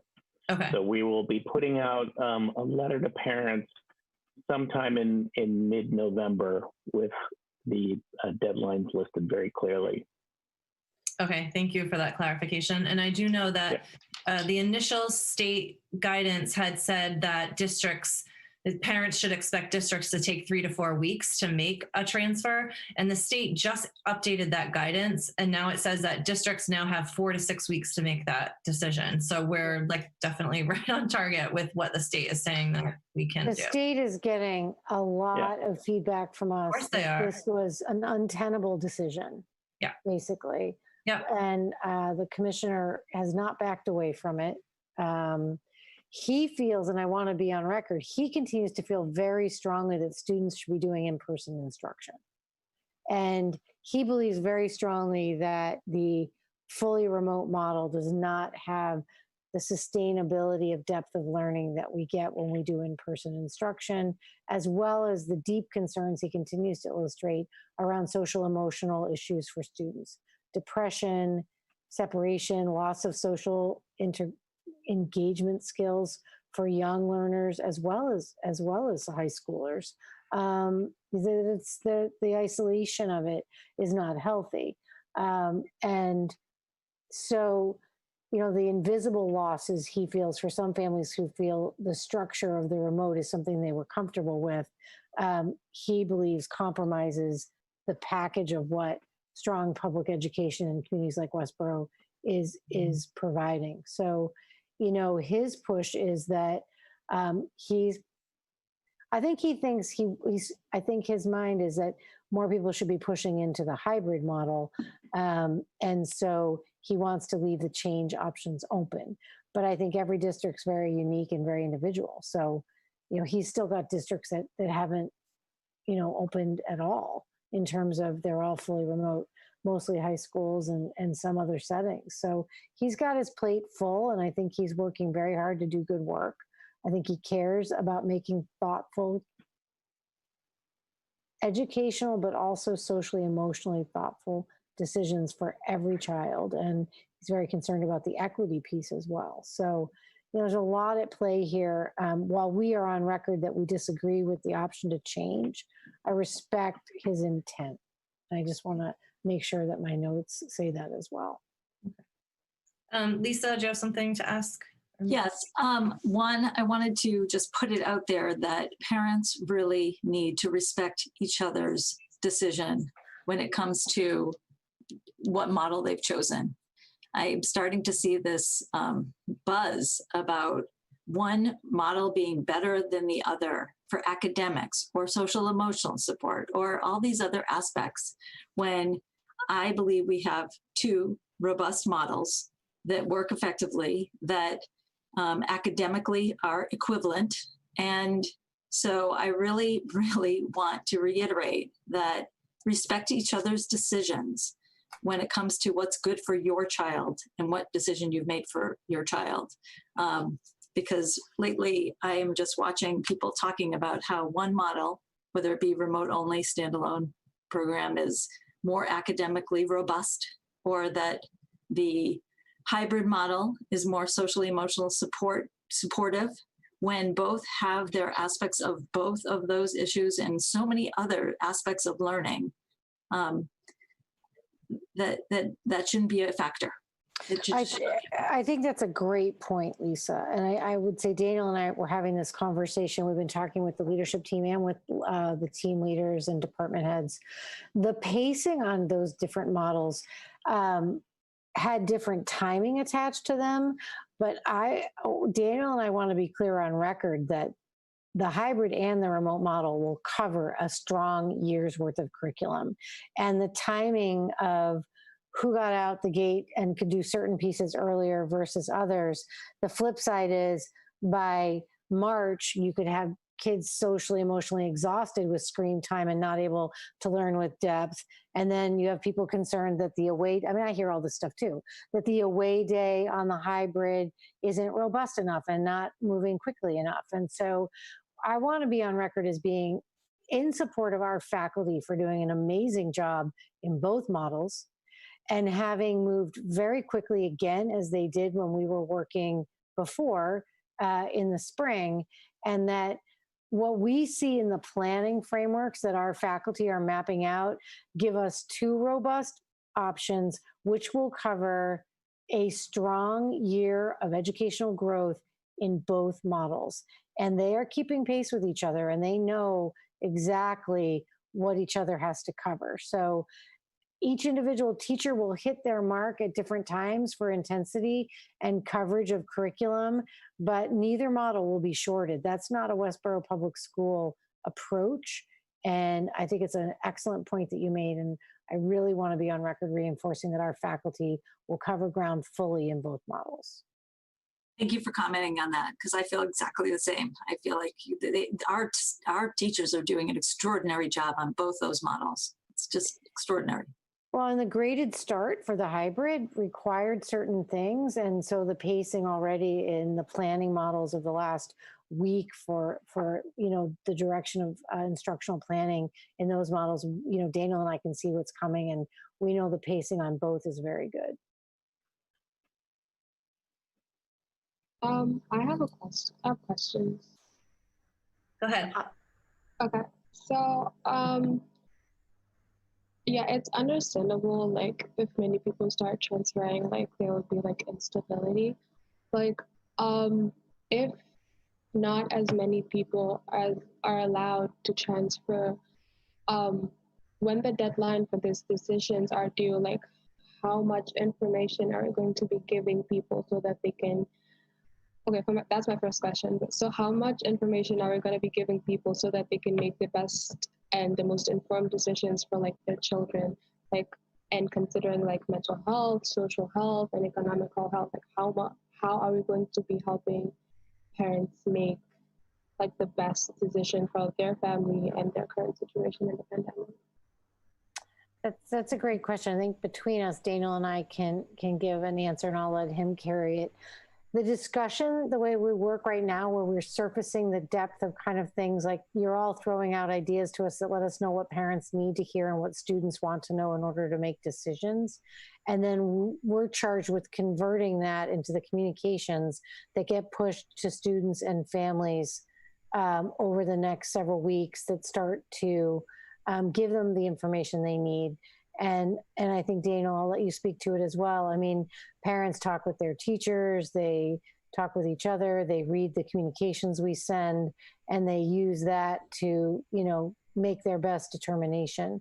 And I think the trick will be to shift enough content into the parent communications that they have what they need, and an invitation to call us and check in as needed. But Daniel, can you add? Well, it is a great question. And I think to this point, we have gotten some parents who will call us up and talk about their kids, and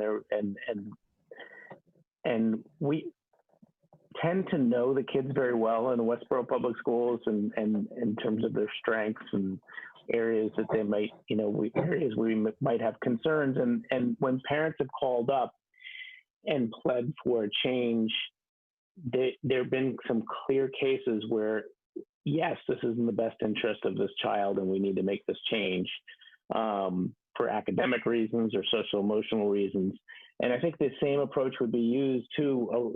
So those are changes that are made, mid-cycle, but at the time when we're asking for everybody to put in, if they have some kind of desire to make a change, our teachers and principals will make time to have discussions with the families and the kids to assess, especially if there's some chance that they might say no to a family, whether or not there really is a social, emotional, or academic piece that they're missing. So I do think, we'll be very transparent and very communicative about how we're doing this. Thank you for answering my question. My other question was, like, what are the support systems you envision being put in place for people who are denied transfers, and, like, people who are in the remote system who are lacking the social connection, and for people in the hybrid who might be missing something? Like, what are the support systems that the school, like, has put in place for the preservation of, like, mental health, like screen time, and, like, just ensuring that everybody has a space where they can connect and learn effectively? Another good question. I believe, our counselors would always be playing a role here in reaching out and working with students and asking their parents and the students questions in terms of the social emotional piece, and making sure students have that we understand what their concerns are, what the where it is that they may have anxiety, and how we can give them strategies to help them address those issues. And then as far as academic support, depending if the child has an IEP or whether they just are, they don't have an IEP, but they have teachers who are like reading, like we have reading teachers at the elementary level who help students who are struggling with reading, or we have math support teachers who are struggling, for kids who are having some math issues. So those math tutors and the reading teachers would reach out and work out a plan to make sure that the academic needs of the students are covered. And I would think as well, to complement that, I think, Kyla, one of the things we were talking about when we were meeting was the thing that's interesting is sometimes practices in terms of curricular practices or instructional practices can almost feel invisible because they're part of routine in the district.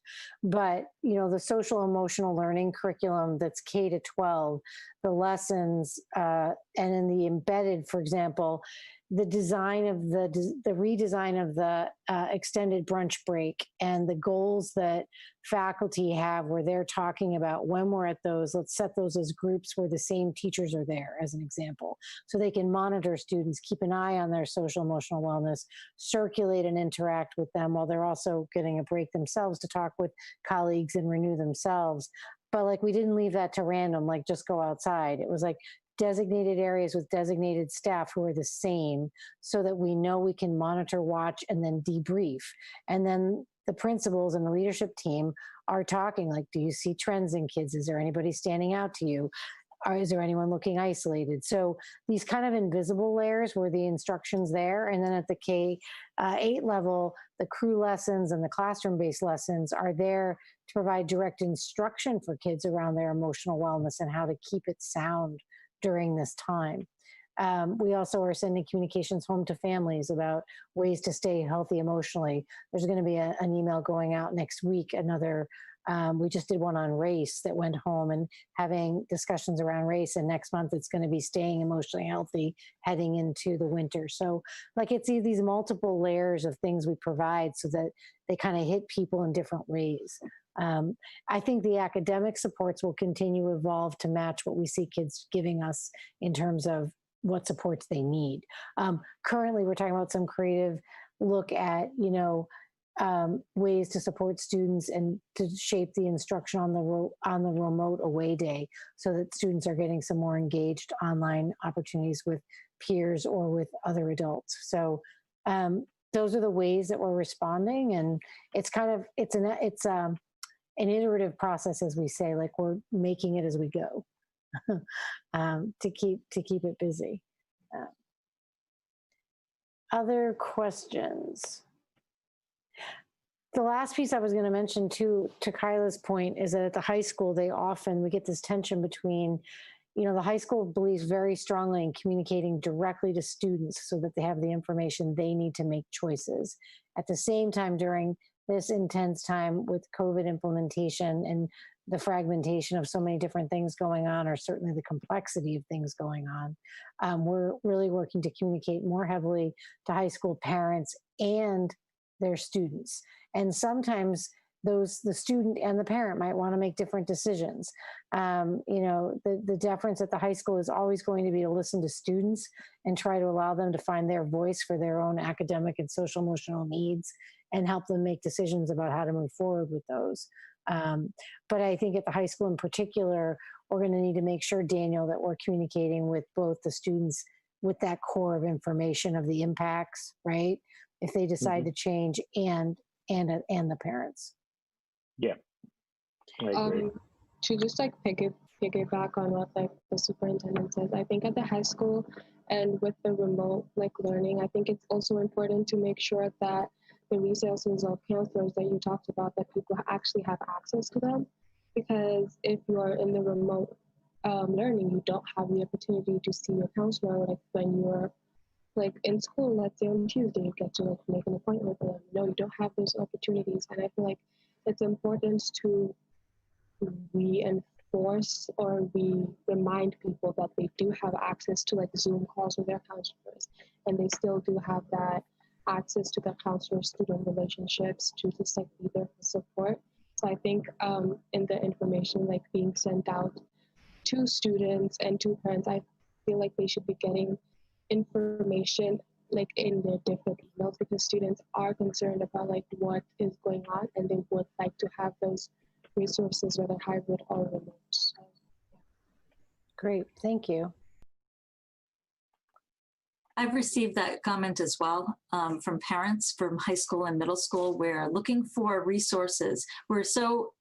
Such an important aspect is helping our kids to self-advocate, and kids knowing that they could get extra help even if they're at home asynchronous space, and how to receive support. And the same thing at the high school. How do you receive extra help if you're at the at-home model asynchronous? And so I just to piggyback on Kyla's messaging, I think that's an important to just, I know there's resources, but do the kids know how to access that? Points. Sarah, I saw you were unmuted earlier. Did you have something? I know, I was just thinking, like, let's just sitting here listening. I just wanted to maybe just remind everyone why we're doing all this with the, we just didn't decide to make up this year to have a remote program and a hybrid program. It's to keep everyone safe and, keep the cohort system, like having kids in on alternate days. Is we chose to do the 6 feet of distance, between. And so safety is really our first, priority and concern. And so if, I know that the switching, I think should just be on a more individual basis, like, Daniel was saying, like, really talk to your principals and your child's teacher and, make an educated decision for your child, but also keep in mind that it does affect the protocols and the safety that we tried to put in place from the beginning. So. Thank you. Right, and that it could affect other students and teachers. So if we have too many people that want to transfer, Daniel gave a couple examples of how a decision of a few people could affect an entire grade level.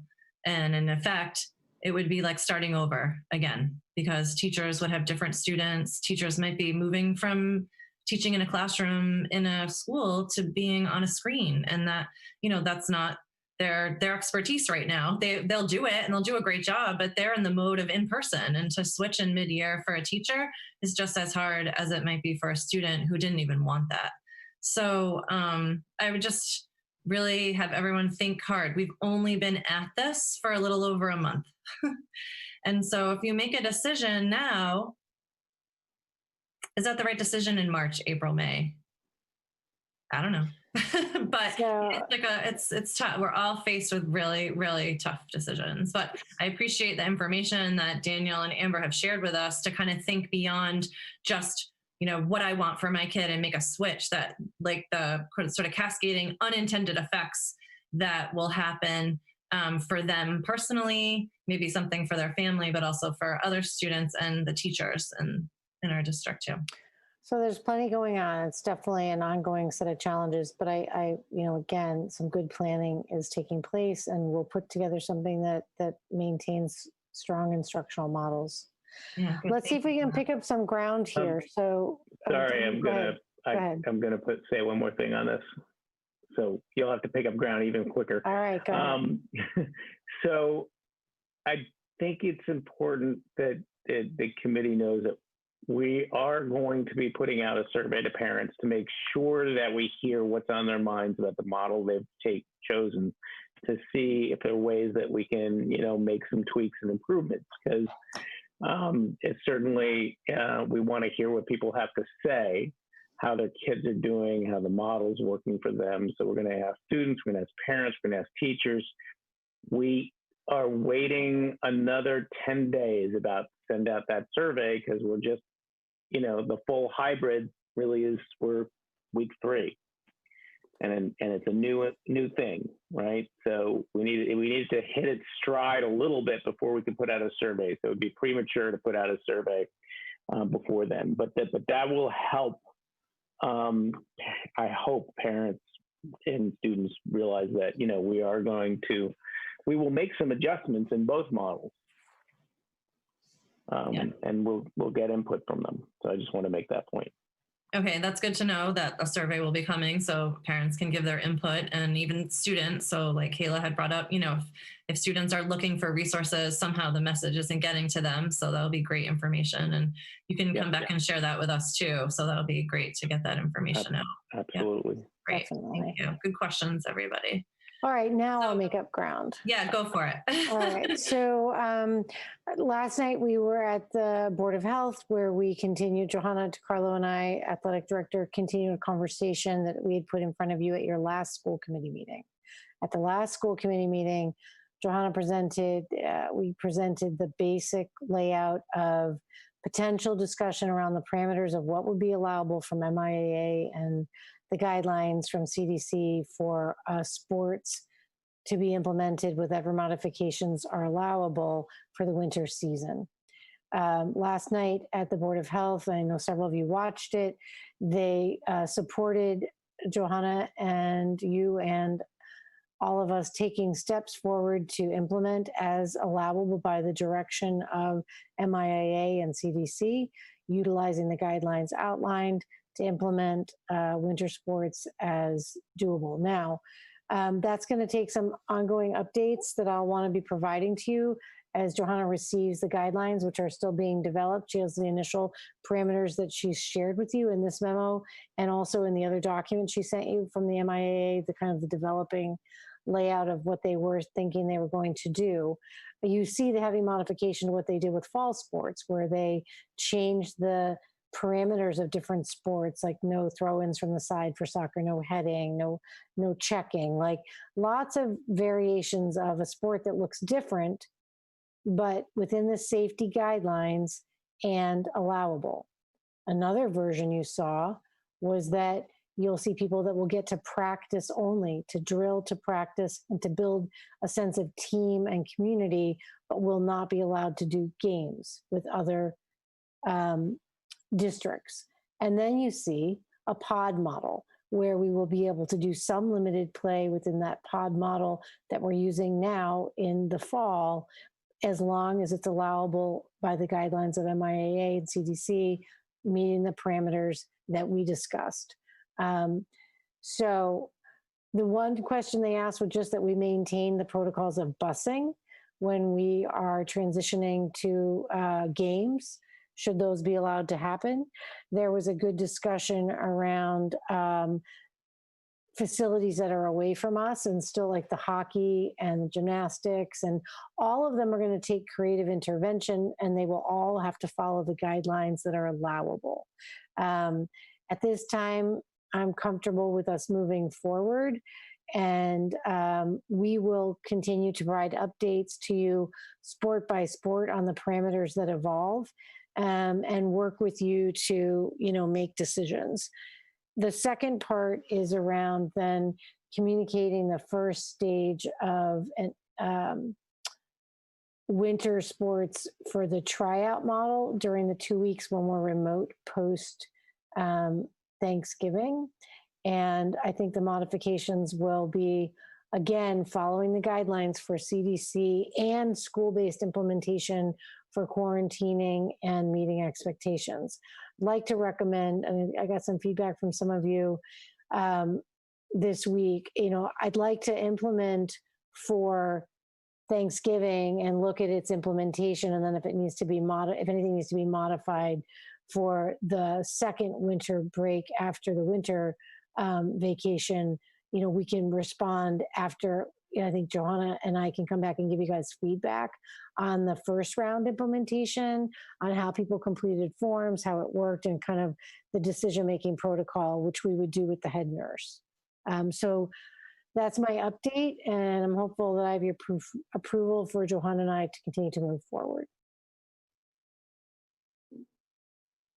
Yeah, I think that I know that Johanna is in constant contact with other, coaches and the MIA and waiting for state guidance on a lot of the winter sports. So it's a lot of moving pieces. And like Johanna had said last night, the state moves slowly in making decisions, which means the district has to move very quickly because the state will come out with their guidance on a particular sport or how, you should best go about organizing the sport. And that leaves us a very small window to get that in place. Right. In order to get the tryouts, to get the team ready, to get all the schedules made and all that stuff. So, I appreciate all the work that Johanna's putting into this, along with coordinating with you, Amber, and everybody. I think there's some good protocols in place in terms of ramping up for a winter season and then when to hold tryouts and things like that. So it's kind of a wait and see, but we're planning for everything right now. Right. So not any major changes since the initial approval you gave me at the last meeting for us to proceed. Okay. Yep. All right. Any other comments, questions, or guidance? I would, I don't know if you have to vote on it. It's really an implementation where we're keeping you updated. Again, sometimes you choose to vote. I believe that you should, my opinion on this is that you should vote approval of this in support of the implementation complications that, Johanna is facing and managing and the commitment to offer sports in Westboro. And I believe the vote of approval from you to move forward with the ongoing updates required. So the motion should indicate that it will be an actionable item that you support, but that will require ongoing updates and modifications, through implementation so that you maintain control to kind of continue to have your input. I want to reassure you, it's not like we're going to run off and then check the box on this. Like we'll keep these coming back as regular updates and give you a report on the initial phases of the implementation and data at the close of fall. So I can make a motion to approve the ongoing process of winter sports implemented by Johanna DiCarlo with your guidance, with superintendent's guidance, reassessing along the way and being reported upon, by her and you to get regular updates. And second, and the help of Board of Health, which I know she's using. So yeah, and there was a second. Yep, there was a second from Steve. Any other discussion? Or Jen. Sorry. I think just to throw this out there is I know that, if for some reason we end up going fully remote based on COVID cases and stuff like that, then I know that there are decisions that school committees, it does go to school committee to decide if you can do this or that or the next thing during that time, but we can cross that bridge when we come to it. Yeah, definitely. Good point, Sarah. Thank you. All right. Any other discussion? All right. We'll do a roll call vote. We'll start with Sarah. Dulé, yes. Raghu. Mandan, yes. Lisa. Edinburgh, yes. Steve. Brett, yes. And Vincent, yes. 5-0. So. Thank you. I just want to commend Johanna. She presents very clearly with good details. She did you well last night at Board of Health. She always does a very, very professional job, and I think they have confidence in her because of that. Yep. So now I'm going to turn it over to the next section. This is a first pass, and it's an opportunity for you to see what becomes our first kind of official budget presentation. An opportunity for Daniel and I he'll carry the majority of this, and I'm going to listen and to talk about where we are with the enrollment update in district and its projection towards staffing for next year. And I'll turn it over to Daniel.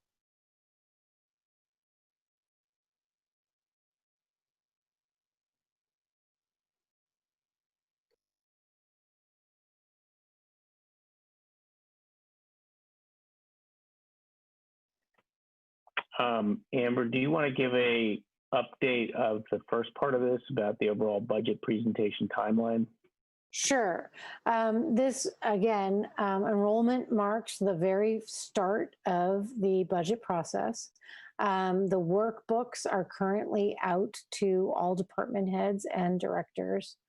and principals.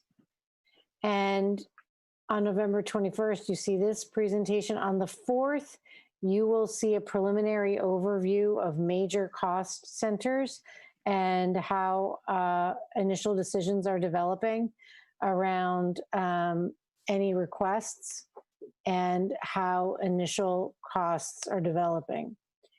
I'm not quite sure how that will look. It's going to look different than in the past. You know, you've usually received a lot of programming details from us around initiatives. I think we're going to be in a very, slim focus of recovery from and still understanding the process of impact for the cuts that we suffered at the close of last year, as well as the impact of the cost of COVID implementation. The unknowns are very high. So that first budget presentation, not quite sure what it's going to look like, and I'll work with Kristen on that.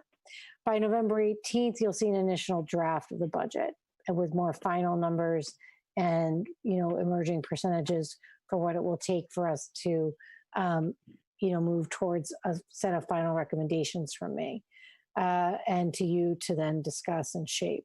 December 2nd, you'll get those final recommendations.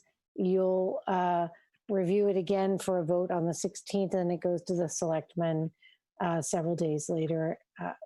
That backs into the exact same timeline we've always used to be reassuring to you. It's the same deadlines, but we moved around the middle and the type of work that we're doing where we're putting our time and energy. Again, large contracts and salaries are going to be the big focus here. Zero-based building budgets and department budgets, no increases initially until we see our numbers. I can tell just by the initial rollovers from Irene's preliminary looks that I know we'll maintain that zero-based building budget work. Discussions with AFC will start, and I can't emphasize enough the amount of unknowns here. So that's where we are with this slide. Okay. So do you want to talk to this, Amber, too? Sure. Certainly, the way we tend to do this. Enrollment impact is really going to be focusing on maintaining our programming, working within our class size guidelines, staffing to support the known increase, as cohorts advance, moving everyone forward. So we always assume that we're budgeting for the students we know we have, and we always reiterate that in the budget process. We're not doing projections for students we think we will have. So we work with the numbers we're given. This year, I will put the caveat that we have to recognize some projections in the sense that, and Daniel will talk about this, students who aren't with us this year for various reasons who we anticipate will return post-COVID. And so, that's a piece that is part of the unknown. We will do staffing reassignments as needed to maintain best cost effectiveness in staffing, and we'll continue to study our projections. That really is. And there's Joe Barca teaching remotely from his classroom. It's a nice action shot. Yeah, you notice a lot of them have dual screens. It's fun. So I'm going to show you some numbers now, enrollment numbers, but I think it's important to know that at the state or at the superintendent's level across the state, there's some discussion about how enrollment seems to be significantly lower in all districts. We don't see it significantly lower here, but we do wonder whether there's some underreporting. I mean, some parents have obviously a larger number of parents and students than usual have opted for homeschooling. We tend to have 10 or 20 in a given year, and we have about 60 this year.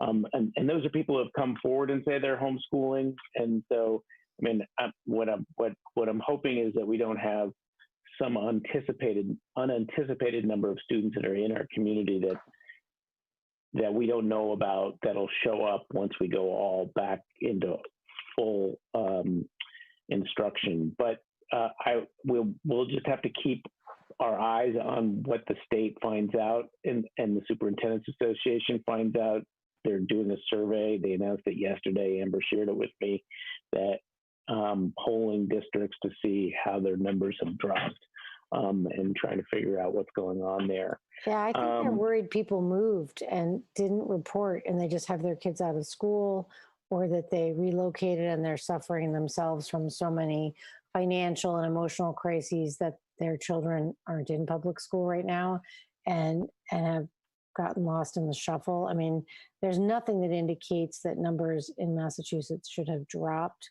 So it's going to be an interesting piece of data. Yeah. I mean, I will say, so this is our June number. Oops, sorry. The total number over here where it says for 2019, 2020. So as of last June, this is the number we had.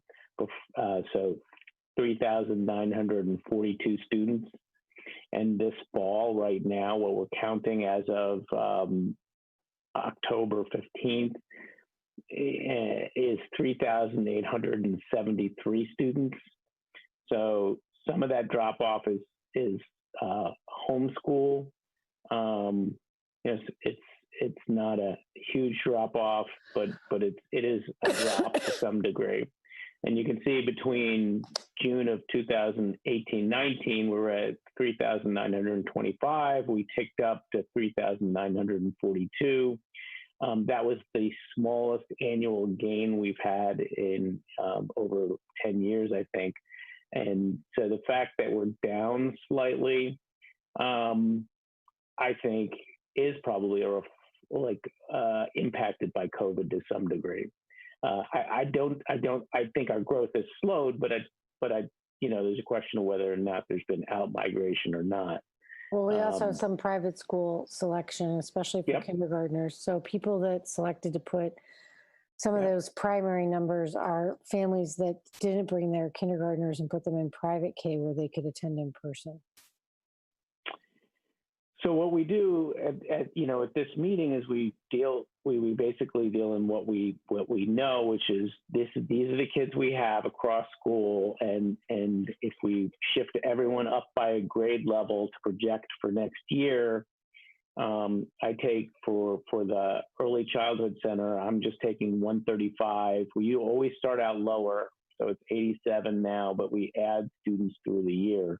At the early childhood center, as we find students in the district who have special needs that we need to accommodate. So I'm doing an approximate placeholder there of 135. But we will take the third graders from Fales and Hastings and Armstrong and move them up a grade to Mill Pond. We'll take the Mill Pond sixth graders, move them up to Gibbons as part of this exercise here, just to project forward, and the Gibbons eighth graders become the ninth graders at the high school, and then the 12th grade class graduates. So as we know, there's been a bubble that's been going through the district and that's arriving at the high school and leaving Gibbons. So you can see our class size numbers you'll see on the next slide, but basically this bubble started at the elementary or in kindergarten years and has been making its way up. And that's why if you look at like Gibbons enrollment, they were at last year at 646, which was, we've never had Gibbons have that kind of enrollment ever. They never got over 600. So now they're going back to 626. This year is where they're at, and next year we're anticipating them being back down at 592, so under 600. So the way to look at this, obviously, is the bottom row here is we're anticipating if Fales and Hastings and Armstrong get a kindergarten class that's an average size, then we anticipate those schools will, for Fales, will be like basically the same enrollment next year with one student less, Hastings 12 students less, Armstrong 16 students. Mill Pond will go down by about 17, so they'll be at 891. And Gibbons will have the largest reduction of 34 students. And then high school now will have most of that bubble at this point. So as you can see, back in 1819, the high school is 1,161. We're anticipating next year they'll be at 1,201. So that's the general overview by building, and then you can look at it by grade level, and you can see, we tend to average. It used to be 250, but now we're like towards 300. But the classes do vary by size. So this year, kindergarten's at 247, and then we have a 274. But we have like this 336 is that eighth grade that's leaving and going to the high school, one of our largest classes. But the classes that have 300 and 322 up here, those are our largest classes. And so you can see what I was sort of alluding to in terms of how they move forward grade by grade,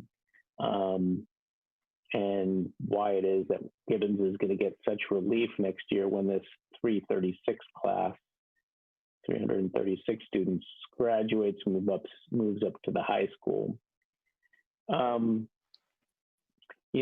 Here are guidelines that the district has maintained for quite some time in terms of where we like to keep our class sizes in terms of an acceptable range, always smaller at the youngest grade levels, K and 1, not higher than 21. So between 16 and 21, second to third between 18 and 22, 4 to 6, 20 to 24, 7 and 8, 21 to 25. And we like our high school classes to, average around 18, but because of the different levels in the class and in terms of academic,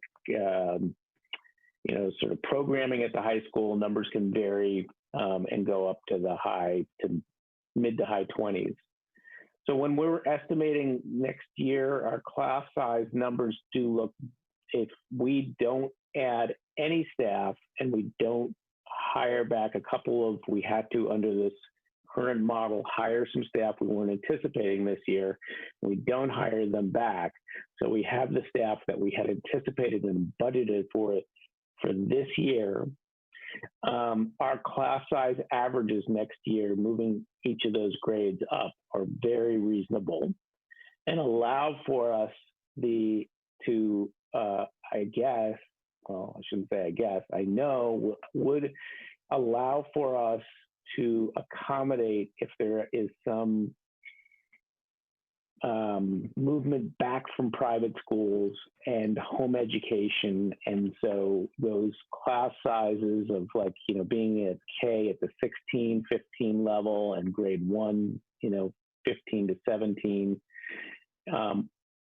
all of these, as you look around, are really in a range that we consider, very, very good. But I wouldn't want to cut any staff because of the unknowns. So I think we're in a place to not request any new staffing. And the high school, as I alluded to before, they're getting some new students, but nothing like they've gotten in the last couple of years. So we feel comfortable not putting forward any requests for new staff at the moment. And that would be the enrollment update here. And we're going to continue to, I'm not sure if this is sort of like next steps in terms of looking at any kind of request that might not have to do with enrollment, and other discussions that'll happen as we move forward in the budgeting process. So I'm just going to hold off on that and let Amber go into that if she wants, but open it up to questions on enrollment and the slides that I just presented. Yeah, let's stick with the focus on, discussion around that it doesn't pick up unanticipated special education impacts. There's always an invisible. I just think it's important to articulate that. You could have complex move-ins of a couple of students and require staffing adjustments, but we've been able to put those onto grants in the past when they've been unanticipated. And when we look at staffing, we just take classroom sections and I think that's the part we should just open up for general questions at this point. It's the first time you see no new staffing in a long time. I think probably in my whole, it's the first time we've been able to come forward with no new staffing in 6 years. I am hoping, looking at the class sizes, that you see yourself as having more flexibility with staffing, meaning that you have space, you know, for the unknowns. I mean, there's so many unknowns. So yeah, I hope that, I mean, when I look at this, I see flexibility. That's what I'm seeing. And I appreciate, Daniel, you putting this together with the numbers, especially seeing the classes, our bubble classes that we thought of as, you know, the current 8th, 10th, and 12th grade really is just 12th grade going out the door, and 8th taking the lead, as it has been for 9 years. yeah. So that's a big class. So yeah, that's all. I think for a lot of years, you know, our numbers, again, like when I arrived, we were smack in the middle of enrollment growth that had gotten a little bit away from us, and we've worked to bring it back under control.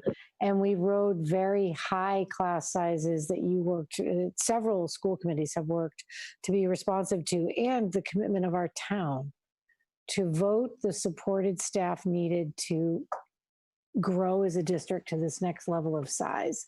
And we've been talking across this whole discussion that we would hope to see a new leveling out of a stability where year over year for years, there weren't big salary increases for additional staff.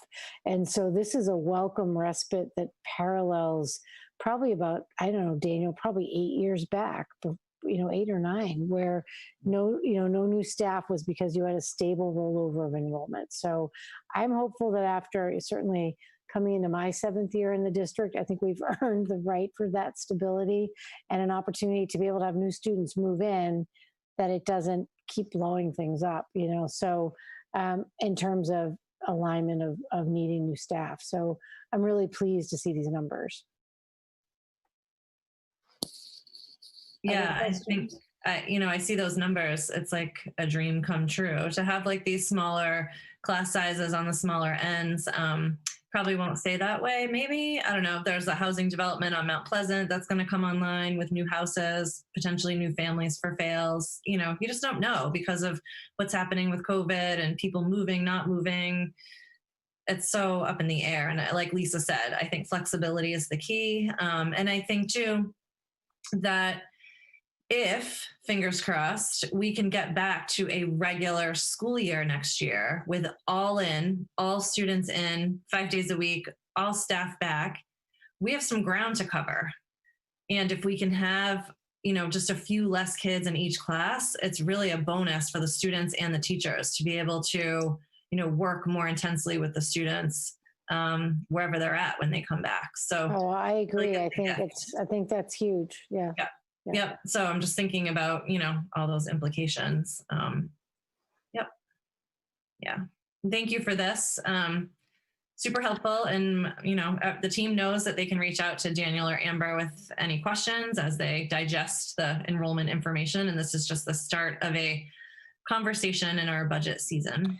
So a couple pieces, you know, it streamlines the budget conversations. It will shift the areas of focus that we spend. If you think over the last several years, so much time has been given to articulating the need for certain programming adjustments or changes, you know. So with a year of no new and a stability in the enrollment with some room to take back in the unknowns, I see the budget discussion shifting more to the rollover of contract increases, which are already committed, and utilities and, you know, contracts, contracted services, types of things we do around, you know, PD and types of people who are engaged with working on.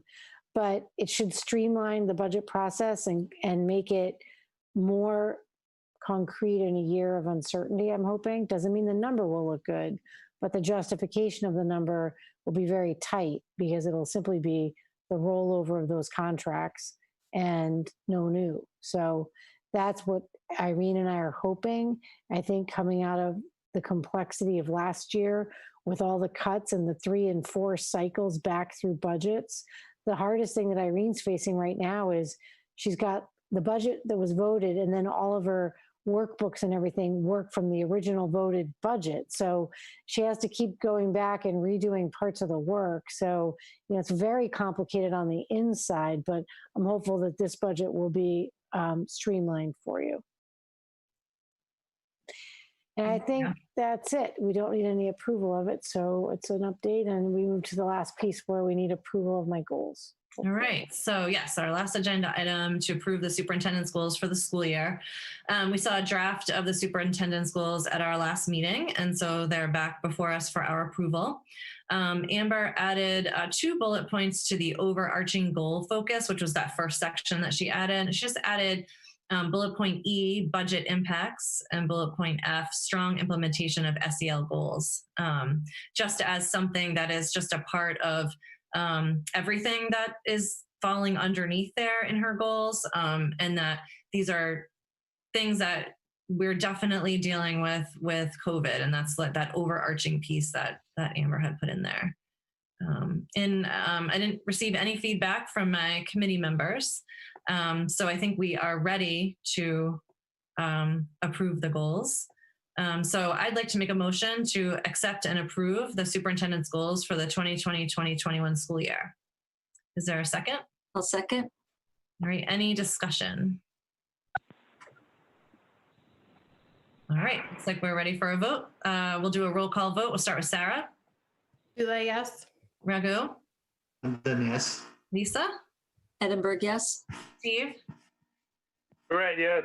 And Vincent, yes, 5-0. So we got those goals approved. Thank you, Amber, for your thought that went into those. As a reminder, the next meeting of the school committee will be on Wednesday, November 4th at 6 p.m. And is there anyone who could make a motion to adjourn? So move. I knew it was going to come from Steve. And Raghu second. Okay, let's do a roll call vote. Sarah. Dulé, yes. Raghu. London, yes. Lisa. Edinburgh, yes. Steve. Right, yes. Vincent, yes, 5-0. Meeting is adjourned. Thank you, everyone. Good night. Thank you. Good night, everybody. Thank you. Good night, everybody. Good night.